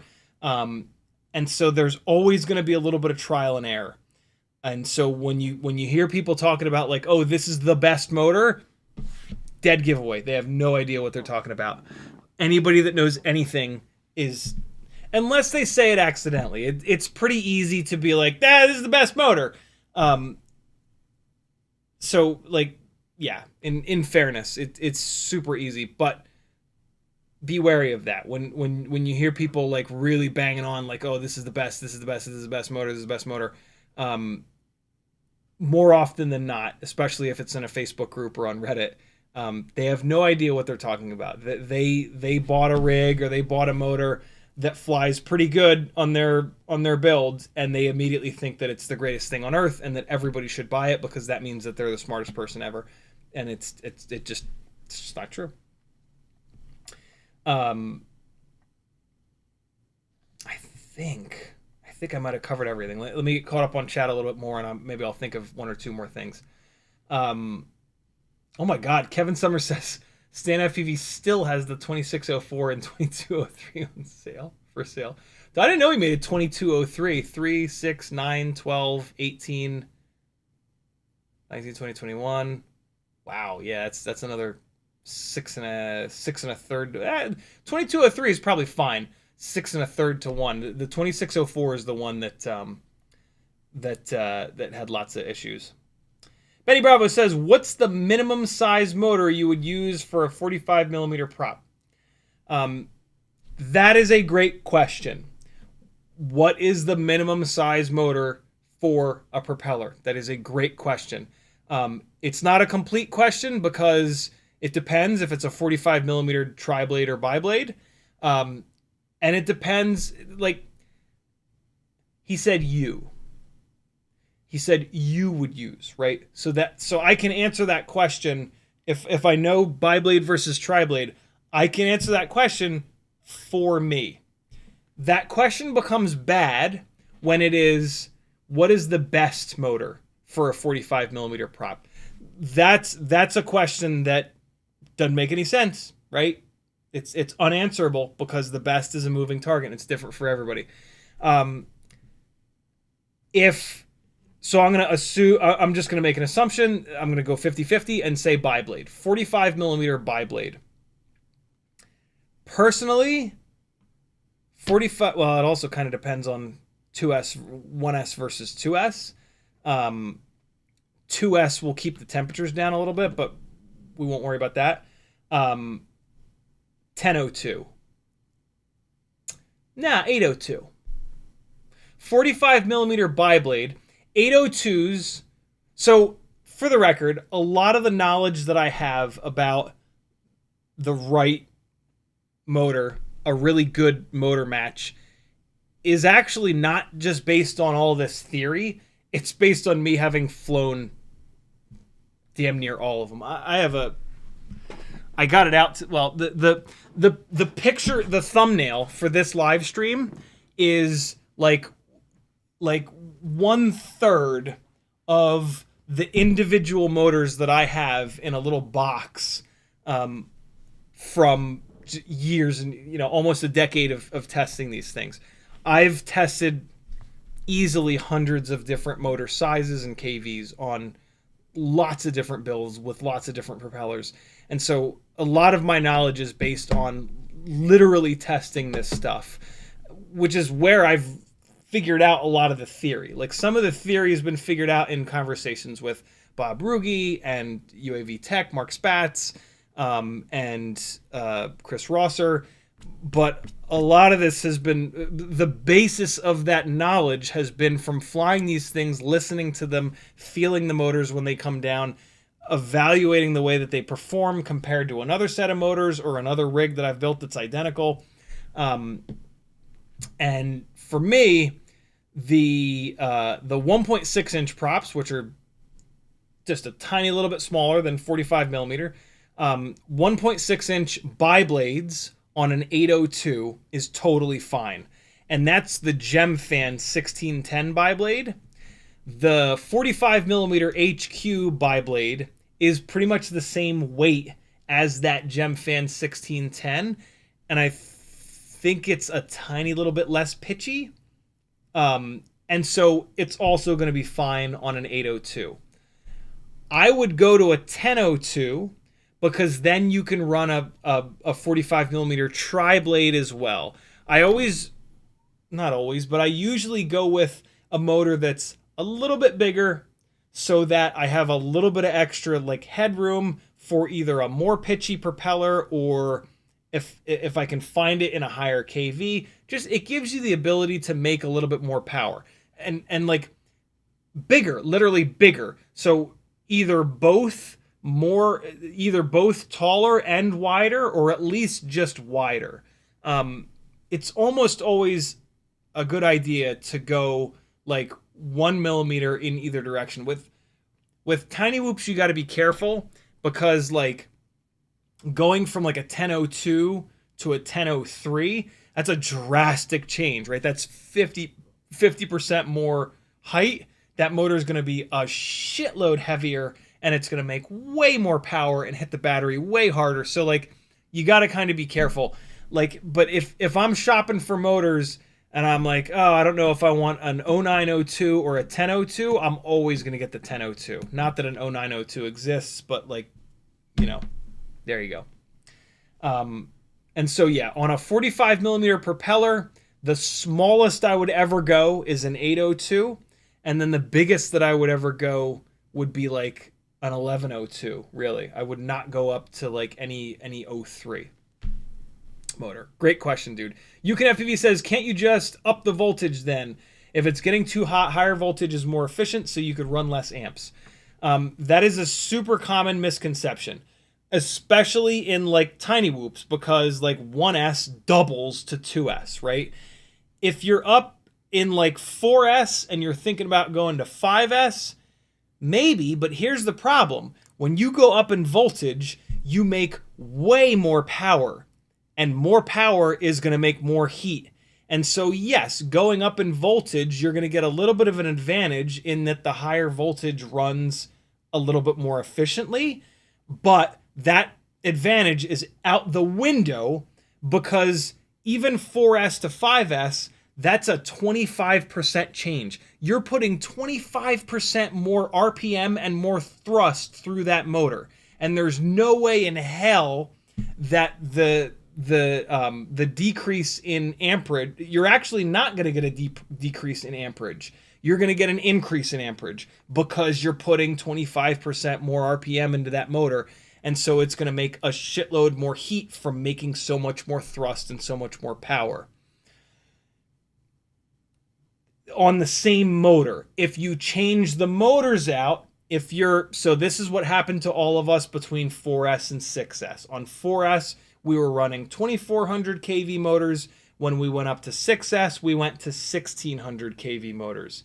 And so if you change the motor and you alter the kV so that the total amount of power that you're going to make, the total amount of RPM that you're going to make is even, then absolutely you will get less heat and more efficiency from going from 4S to 6S. And we absolutely saw that.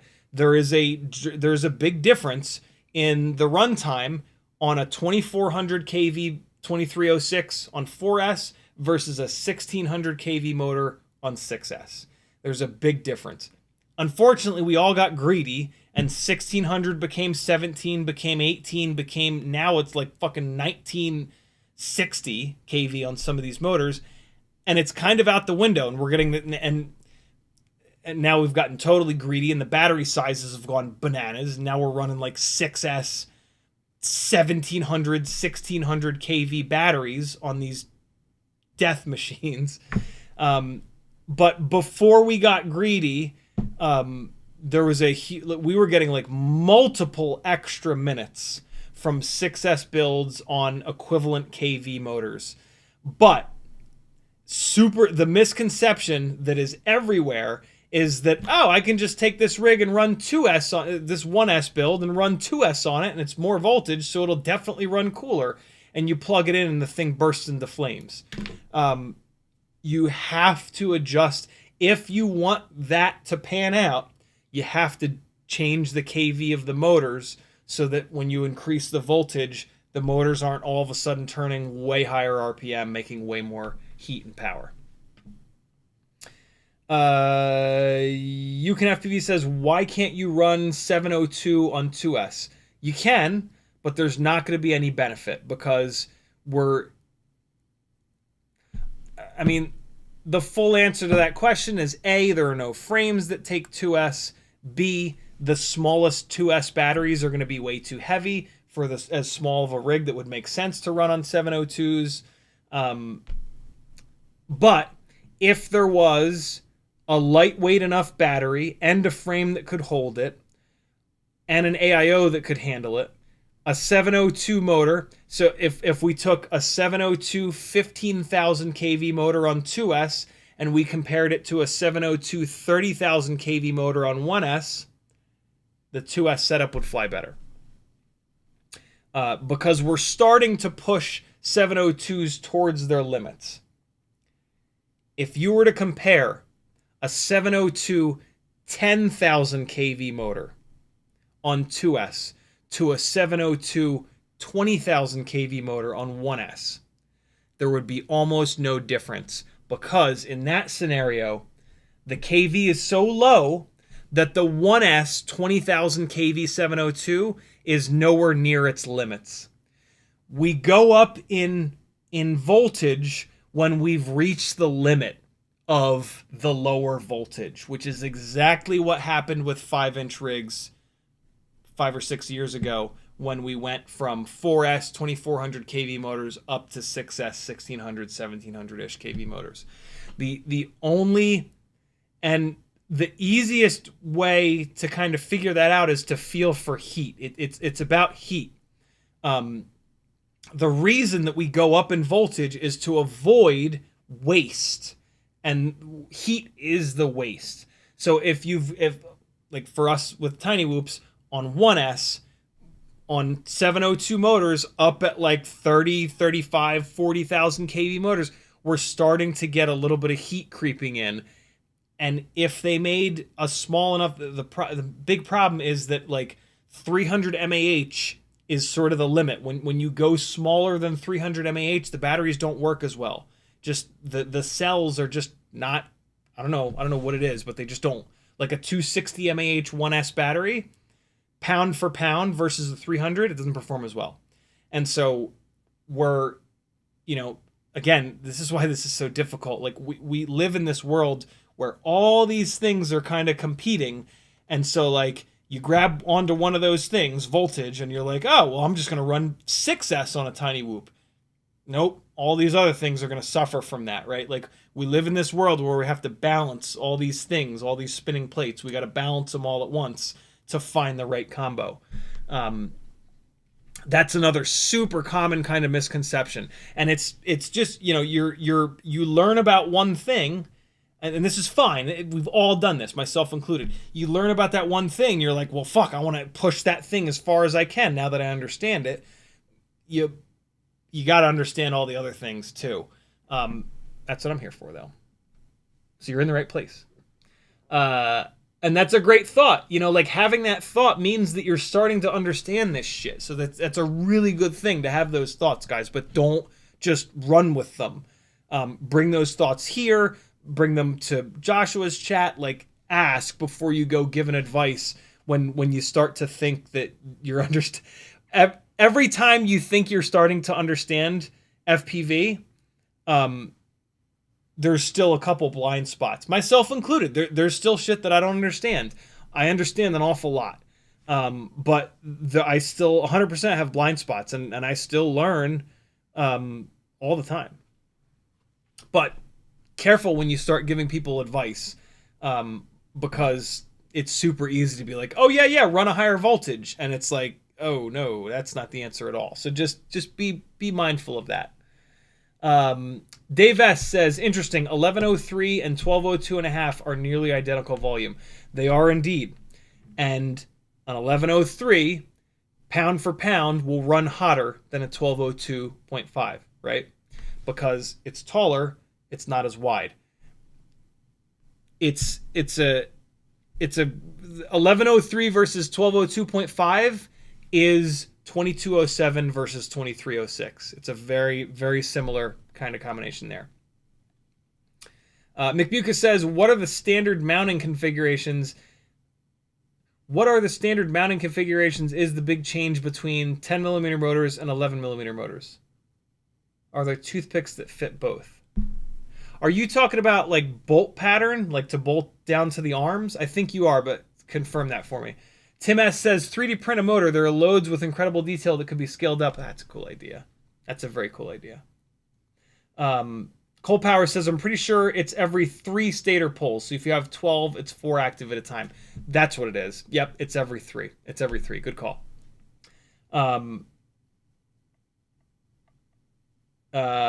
B-Man, what's up, brother? It didn't, oh, because you put the comma in there. You still using prop bags for giveaways? I've compiled a bunch. I can send them your way. Bob Knox just sent me a whole bunch, and so I'm good right now. I probably have another like 30 or 40, but at some point they will run out. So yeah, I will never say no to them. I lost my place in the chat. Thank you, dude. Thanks for holding on to those. Sporny says, is there generally something to look for when searching for efficient motors? I know exactly what you're asking.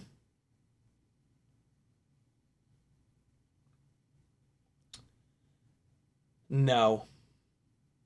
There isn't. There really isn't. Efficiency is a motherfucker when it comes to motors, because heat totally kills efficiency. So you can't have a motor that's even a little bit too tall. But width, extra width, does a lot less work than extra height. And so the efficiency of a motor depends so much on you and exactly how you're going to fly it. And so let's look at like a 1507, for example, right? So the Avata 1 and I believe the Avata 2, which are hysterically efficient, use 1507 motors. Any one of us, if we built an FPV rig with 1507 motors, we're going to get shit efficiency and shit performance. DJI, I recently found out, I think from Brandon's Baked Beans, they limit the motors quite a bit. They add additional motor limiting as the battery drains down, which is a really cool idea. And so DJI has done a bunch of stuff to make sure that they also run a low kV motor. The 1507s that they put onto the Avatas are a much lower kV than what we would put on a build. And that's going to prevent them from making power. The 1507 motor size, though, is very light for it. If you make the motor taller, so 1507 is 2-to-1.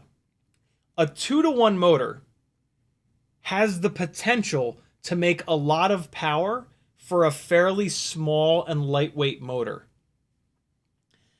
But if you have even a little bit too much kV, then that motor is going to immediately overheat, and there goes any efficiency gain. And so how you're going to fly has everything to do with the amount of efficiency, right? So like let's look at long range people, right? So you want to go fly long range. How are you going to fly long range? For me, my long range is fucking 40 degrees up tilt, bury the nose, and haul ass. Get to where I'm going as fast as possible, and then turn around and get back as fast as possible. So for me, long range is not 15-minute run times. It's like 3 or 4 minute run times, but it's 70, 80, 90 miles an hour out and back. That's my version of long range. That's not common. Most people long range, they think 15 minutes of runtime, cruise nice and slow out to where you're going, and then nice and slow back. I'm not interested in that. That is, you have the potential to be way more efficient. The slower you cruise, the more efficiency you're going to have. But then, in my opinion, the flight footage looks terrible. It's unwatchable because it's 15 minutes. Who the hell is going to watch 15 minutes straight? Well, then you speed it up 200% in post.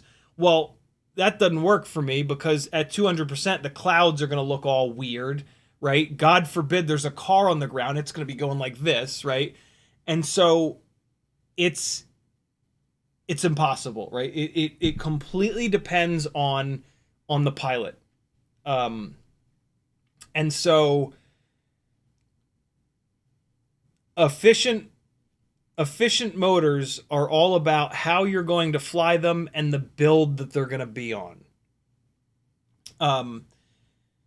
Typically, a motor that's like 2-to-1 is not going to be all that efficient because it's going to overheat unless you keep your thumb out of it and you fly it really low in the throttle range and just like chill.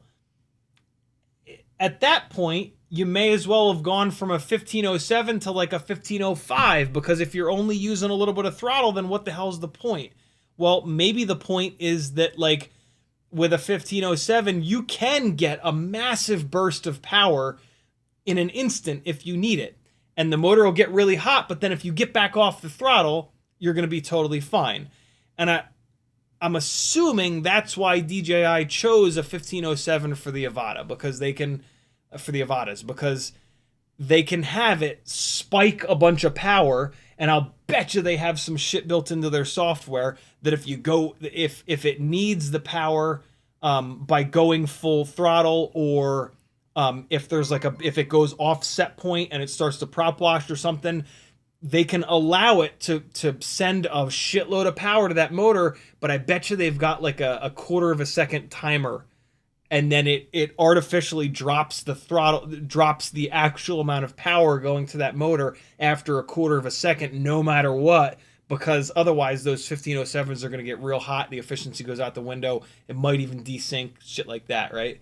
You know, when you've got one company with practically unlimited budget building a drone, they can do all kinds of fancy shit like that. And so a 2-to-1 motor can be super efficient and have the benefit of giving you a big spike of power. But that's not really how we fly, right? Like, that'll work for like a photography drone pilot, but for us, we typically don't fly like that. And so usually minimum of 3-to-1 is going to be where you want to be.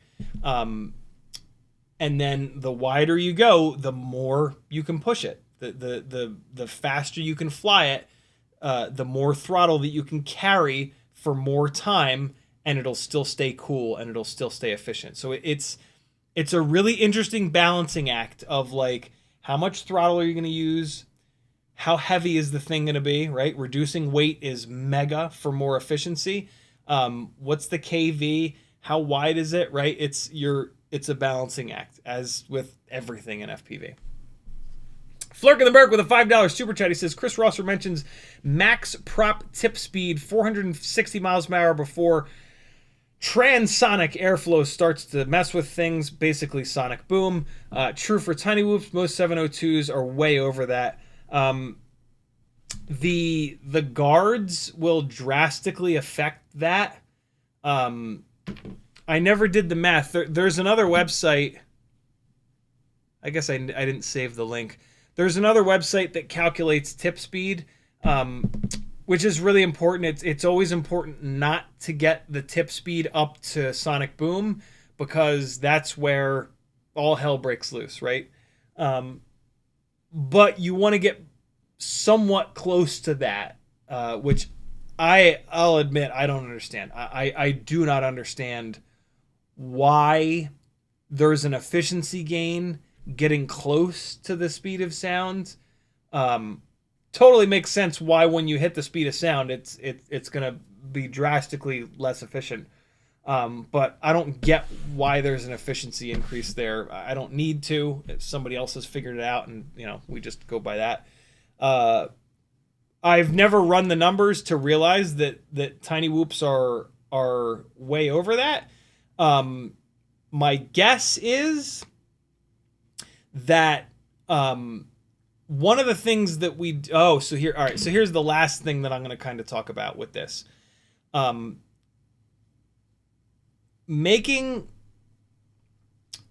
tiny whoops are the most beautiful example of this.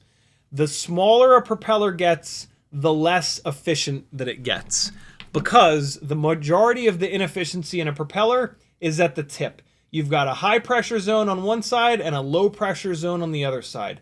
And when they're separated by a piece of plastic, everything's cool. At the end of the piece of plastic, though, it sucks because they mix together. And so you've got high pressure one side, low pressure on the other side. And so what happens is a vortex, or a tip vortex, or vortices is the plural. And so you've got a shitload of turbulence at the end of the propeller, right? And if that turbulence was just to go out here and just dissipate, it wouldn't be that bad of a deal. But it doesn't. It's going in kind of a circle. And so the tip vortex is here. Well, here comes the turbulence. We'll just call it turbulence is here. And so the next propeller comes around, and all a propeller ever wants is clean air. Well, you've got this turbulent air, and the propeller hits that turbulent air, and that sucks. And that's very inefficient. When you fly on an airliner, you'll notice that the end of the wing of the airliner, it bends up. That is to isolate the high pressure zone from the low pressure zone. If you look at the spoiler on the back of a race car, they've got end plates on either side. That is to separate the high and low pressure zones. You don't want to mix them. If you have to mix them, it sucks, and you're going to deal with turbulence. Big propeller like this, the propeller swings around, the turbulent air has a bunch of time to dissipate. So by the time this next giant blade comes through, it's cutting into nice clean air. The smaller a propeller gets, the closer those tip vortexes come to one another. So the smaller the propeller, the less efficiency. This is why tiny whoops have never flown as good as 5-inch rigs and never will. There is an inherent physics problem to smaller propellers that we will never get around. The guard helps because the guard acts as a little bit of a blocker from those high and low pressure zones. But one of the things that we started doing a long time ago with tiny whoops is we don't want to increase the motor size because that adds too much weight. So what we did is we cranked the KVs to the fucking moon. Cranking the KV on a motor up doesn't make it any heavier. And so there's no downside from a weight perspective. And it might be able to turn a little bit of extra RPM. And so we might get a little bit of extra power for free.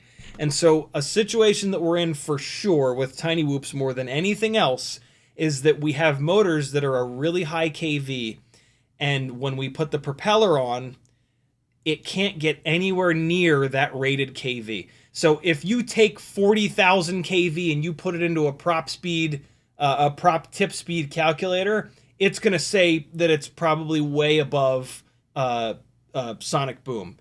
But if you put a propeller on to that motor and you get the actual RPM of the motor, it'll be way lower. We are really pushing the limits of KV on these little tiny whoop motors to try to get a little bit of extra power for free.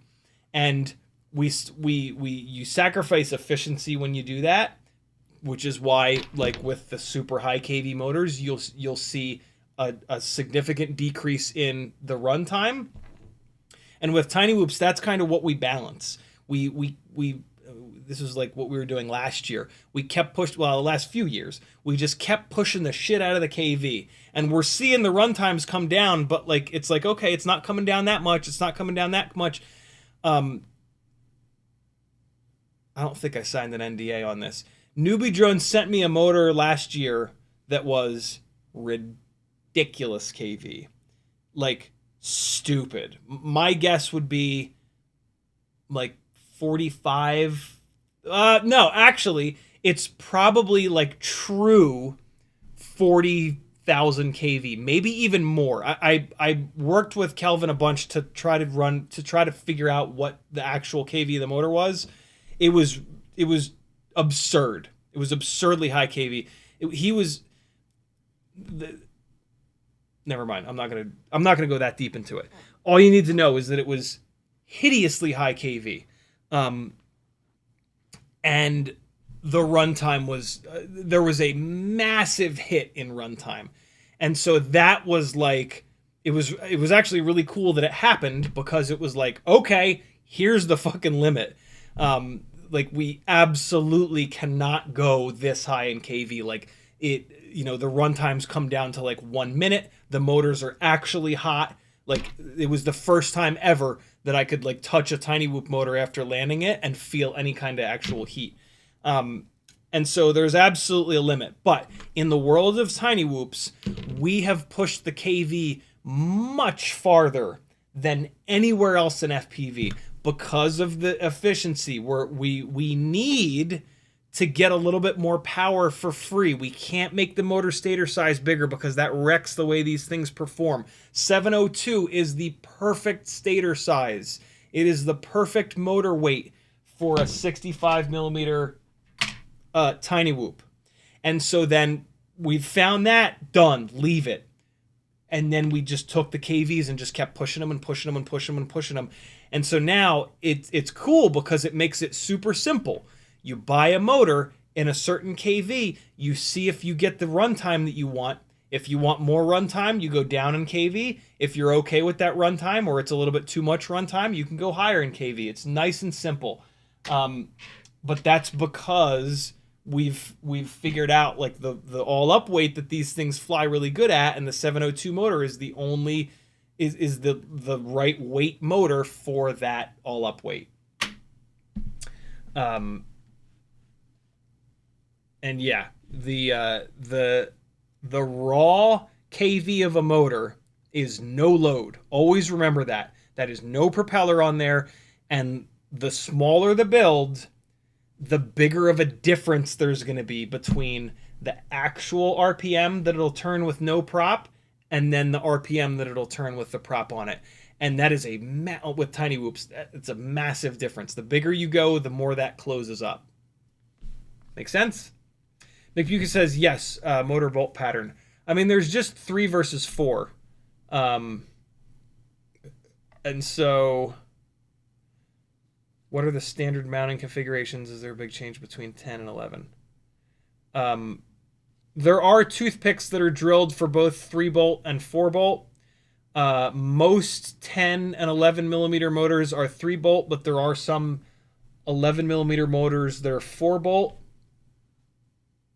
I don't know if there's any 10 millimeter motors that are 4-bolt though.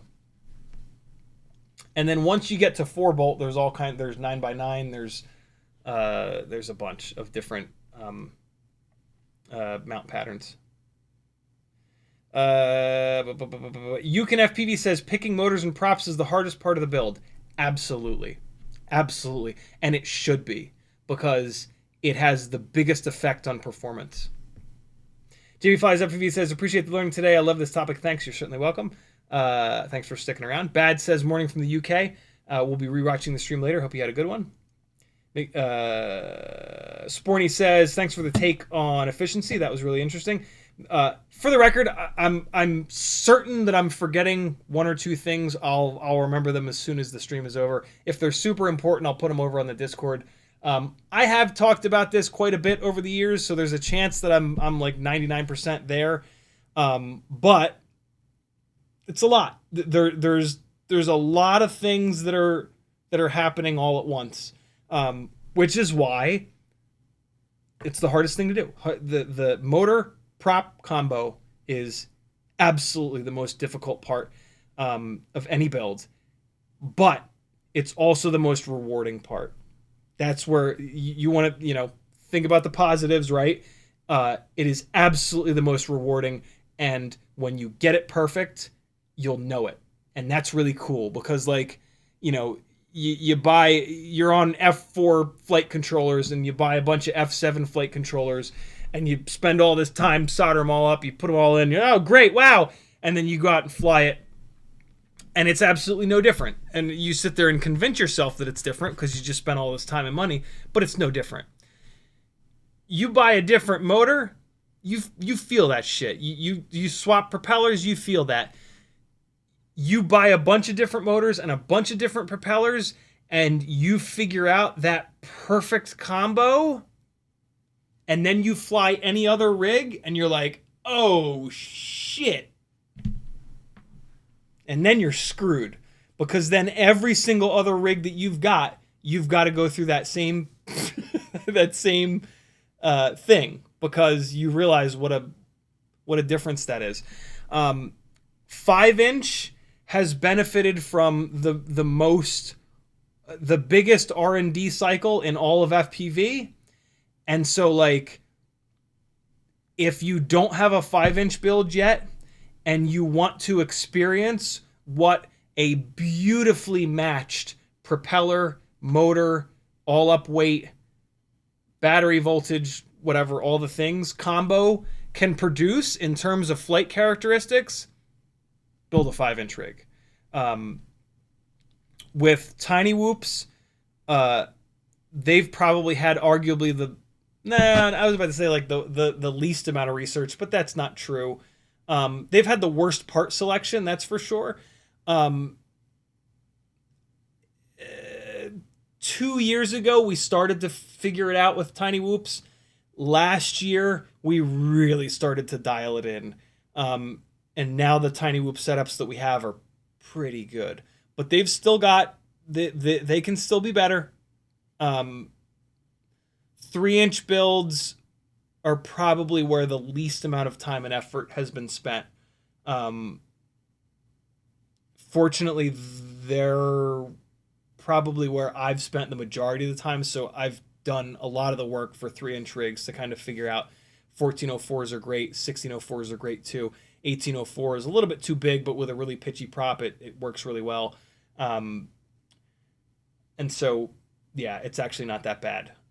If you compare where we're at today versus like 5 years ago, it's ridiculous in everything but 5-inch rigs. 5-inch rigs 5-ish years ago, we found 2306s, 2207s, and they were like, they kind of plateaued. Everything else has changed drastically in that time period, though, which is great. Because for a while, it was like everything flies like shit other than 5-inch rigs. Now, it's people that say that suck at soldering, or they're just sort of closed-minded, or they just don't want to deal with it for whatever reason. And so they use that as this blanket thing. Like, nah, 5-inch flies better. It doesn't. It flies different. But, you know, we've got fucking tiny whoops now that never prop wash. Guess what? If it never prop washes, it flies just as good as everything. Well, I guess you can't say that because power to weight ratio. But we've got tiny whoops with like 6, 7, 8 to 1 power to weight ratios. That's all you need. So this whole, like, you know, flies like a 5-inch, that's total bullshit. Flies like a 5-inch, why people started saying that is because 5-inch rigs flew good and everything else flew like ass.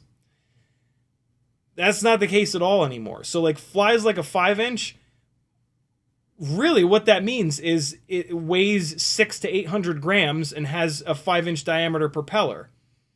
You know what flies like that? Rigs that weigh 600 to 800 grams and have 4 5-inch diameter propellers. That's it. Nothing else flies like that. If you want to say that it flies good, say that it flies good. Like, whenever I hear somebody say, like, flies like a 5-inch now, I immediately just check out. I'm like, okay, that person doesn't know what the fuck they're talking about. So, keep that in mind. Nick Bucas says 1S motors equal tiny booms. It's actually kind of a fun name for a motor. FPV says, I only asked about 2S on a 1S setup because I've noticed people will take a 48-volt e-bike, only swap the controller and battery to 72 volts, and it's all benefit and no downside, really. Without changing the motor, that's interesting. That strikes me as a situation where similar to 5-inch rigs, going from 4S to 6S, 4S. And here's another thing to remember about 5-inch builds. When 10 years ago, 5-inch builds were on way low kV motors. They were 4S. Actually, they were like 3S. But like when 5-inch rigs initially hit 4S, the motors were only like 1800 kV. And then we wanted more power. So we went to 2000 kV. And then we wanted more. We went to 2200. And we went to 2400. And it actually wasn't until we got up to like 2600 that we really noticed that the efficiency was starting to suffer. And that's when we went to 6S, right? And so, like, it's when you keep asking for more. You know, I want more power. Eventually, you're going to hit the limits of something, right? Also, way back when, the motors were like 2204, and then they were 2205, and then they were 2206, and then they were 2306, and then so it's never just, you know, again, like we have all these things. It's never just that one. There's always a bunch more that are going to be sort of affected. But if you go up in voltage and it's all benefit and no negatives, when it was on the lower voltage, it was wrong. With tiny whoops, they're not wrong, right? Like that's I think that's what we're figuring out here, is that when the e-bikes were at 48 volts, we were asking too much. 48 volts was never enough to begin with. It should have been 72 volts from the get-go. And so you had all these things, and this one thing had a major problem. It was just way too low of a voltage. So yeah, keep that in mind. When you if you ever change one of these things, and it's all benefit and no negative, that one thing was the weakest link. And you just fixed that weakest link, and everything else was dialed in, was closer to being dialed in. 3-inch builds are a perfect example of that. We wanted more power, so we went from 2S to 3S back in the day. We wanted more power, we went from 3S to 4S. When we went to 4S, if you put a motor that had enough kV on a 4S rig, you could get 10-to-1 power to weight ratio all day long, plenty of efficiency, and all was right with the world. But on 5-inch rigs, we went from 4S to 6S, and everything got better because the voltage was the weakest link, and we fixed that weakest link. On 3-inch rigs, we weren't drawing as much current. We didn't have a powertrain that could make as much power. We didn't have as much heat. There was not that weakest link. But people don't think shit through, and companies got to sell more shit. So they went, fuck, 6S, yeah. And okay, having all of your batteries be 6S so that you can just always plug a 6S battery in, that's kind of cool. But there was no weak link here. So there was no performance improvement on 3-inch rigs when you went up to 6S. But if you ran them a bunch, your ESC would catch on fire because you're dumping all this extra voltage into the ESC, right? Like, there was no weak link. You didn't get any benefit, but you actually found a negative. And so that's why a 3-inch build, I mean, you could make an argument with a Cinewoop that's carrying something really heavy that maybe go up to 5S. The problem is there aren't many 5S batteries, right? But even, my Cinewoops on 4S the efficiency's fine. So, yeah, there you go. Brian Kirk says, could you motor limit those NewBeeDrone motors and they run great?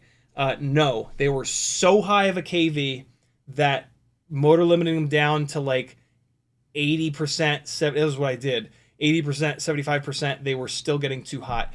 I was getting core temperature warnings. One of the ways that you know that a motor is way too high of a kV is that even when you motor limit them down, you still get core temperature warnings. It's a weird thing, and for a long time I thought it was bullshit, but time and time again over the years, if a motor is way too high of a kV, I will get a core temperature warning even when I have motor limited it down. That is because of the lower the kV, there is an efficiency gain to running a lower kV motor. If your kV is a little bit too high, it's negligible. And so that's why I always say that you should buy motors that are a little too high of a kV. Not you should always buy the highest kV motor ever. You should figure out what amount of power you want and buy a motor that's a little bit up. So if you fly a bunch of motors and 30,000 kV Happy Model is exactly where you want to be, you should buy the 32,000. And that'll give you just that little bit extra. Maybe even the 36,000 because Happy Model's kV ratings are wacky. So yeah. FPV says, I guess weight doesn't matter nearly as much on e-bikes either. There definitely is downsides, just not noticeable. FPV says, my electric unicycle oh Jesus Christ, 100 volts. Oh my God, they're up to 168. What the hell? I don't know where the limit is. They're probably near the limit. Yeah. Dave S. says, with the last comment on live stream, it says 2207, 1900 kV on 4S is like flying with training wheels on. Good for our first few flights, but now it's boring. Yeah, just think that was the most power that anybody had for many years early on in FPV. I hope you learned something today. I hope some of this made some sense. This is FPV 103. Fuck 101 and 102. This is all the way down the rabbit hole. If you picked up one thing, if you're in your first year of FPV and you picked up one thing in the last 2 hours, Jesus, 2.5 hours, that's awesome. Like, pat yourself on the back. That was a huge accomplishment. Rewatch this at some point. Give this some time to settle in. Rewatch this, and you'll pick up 2 things the next time. This is the way that FPV is. It is unreasonably difficult. There is an unreasonable amount of shit that you have to try to figure out. There are not many of us that have been in it long enough, that are actually making content, that are giving this knowledge away for free. Speaking of, CiottiFPV.com is my website. If you want to keep learning, you got to support me so that I can keep doing these, right? So join my Patreon. You can't tell me you didn't get $3 a month worth of info out of tonight's live stream. Buy a t-shirt, buy something on the Etsy store. There's a million ways that you can support me. And you guys supporting me is the only way that I can sit here and just dump all this knowledge on you. You know, this live stream began from a place of I've spent an awful lot of time and money and effort figuring all this shit out. I don't want it to die with me. I need to get it out into the world so that other people can, you know, pick up the torch. And why don't we also build a community while we're at it over on Discord where we can all learn shit together. You know, I can't afford to buy every single motor. I try my best, but having people that can pick up on this and work together with me is like the way to do it. And I think that we've done that, and it's been a hell of a cool ride, and I will keep going as long as I possibly can. But yeah, to do this good of a job with it, it kind of has to be my full-time gig. And so I do rely on you guys, and you do an amazing job supporting me. If you keep supporting me through this, I will keep doing this, and we will keep learning together. And we'll keep teaching new people, you know, like there's a hell of a turnover in FPV. And so I try to really balance not completely overwhelming the new people and trying to like hit the same things multiple times, right? That's one of the things I didn't expect about this, is that I would have to like every 6 months I would have to go back and talk about everything all over again, talk about PID tuning all over again, talk about this all over again. Luckily, in doing so, I get better at it every time, so that's kind of cool. And it starts conversations, and we all learn more together. So hope you enjoyed. Again, I threw an absurd amount at you. I don't expect anybody in the chat to have picked up on, there's probably a couple guys that picked up everything, that were totally with me all the whole time. But that's very rare. So it's not just you. If you didn't pick everything up, you're in the majority. There are very few people that can keep up with me when I get on this much of a roll. But I'm telling you, rewatch this. Let it settle in. Give it a few days. Give it a week. And dive back in. If you want to know. If you want to understand this shit. If you want to understand motors, props, stator, KV, you're going to have to watch this a second time. Eventually, I'll do it again, and I'll explain it in a different way, and you might pick it up. You know, if you really want to dive in, book some time with me, one-on-one time on Fiverr. When we do a one-on-one session, I can ask you stuff like, hey, what else are you into? Are you into cars? Because I can give you analogies that are car-based that'll totally make sense to you. You're not into cars as well? Okay, I won't talk about Honda Civics at all. Are you into playing drum? Like, I can find something where I make analogies that make more sense to you. So yeah, there you go, friends. Thanks for hanging. FPV says we can talk about PID tuning, and we will. Yeah, PID tuning is one of the ones that I have to constantly hit over and over and over again. So yeah, FPV says learned a lot. Thank you to everybody who's asked questions. Wouldn't even have thought of. Cole Powers says something to be said for balancing high KV with a pitchy prop. High KV with a pitchy prop it's one of the most difficult things to do. Makes sense because you're asking for lots and lots of power. I'll see you guys on Friday at 7 o'clock Eastern time. CiottiFPV.com to support me. Leave a comment, thumbs up, do the things that YouTube likes. I'm out. Here's some flying from the Tiny Whoop Open. Ah, a little drift car chasing from Tiny Whoop Open. Be good, friends. See you Friday.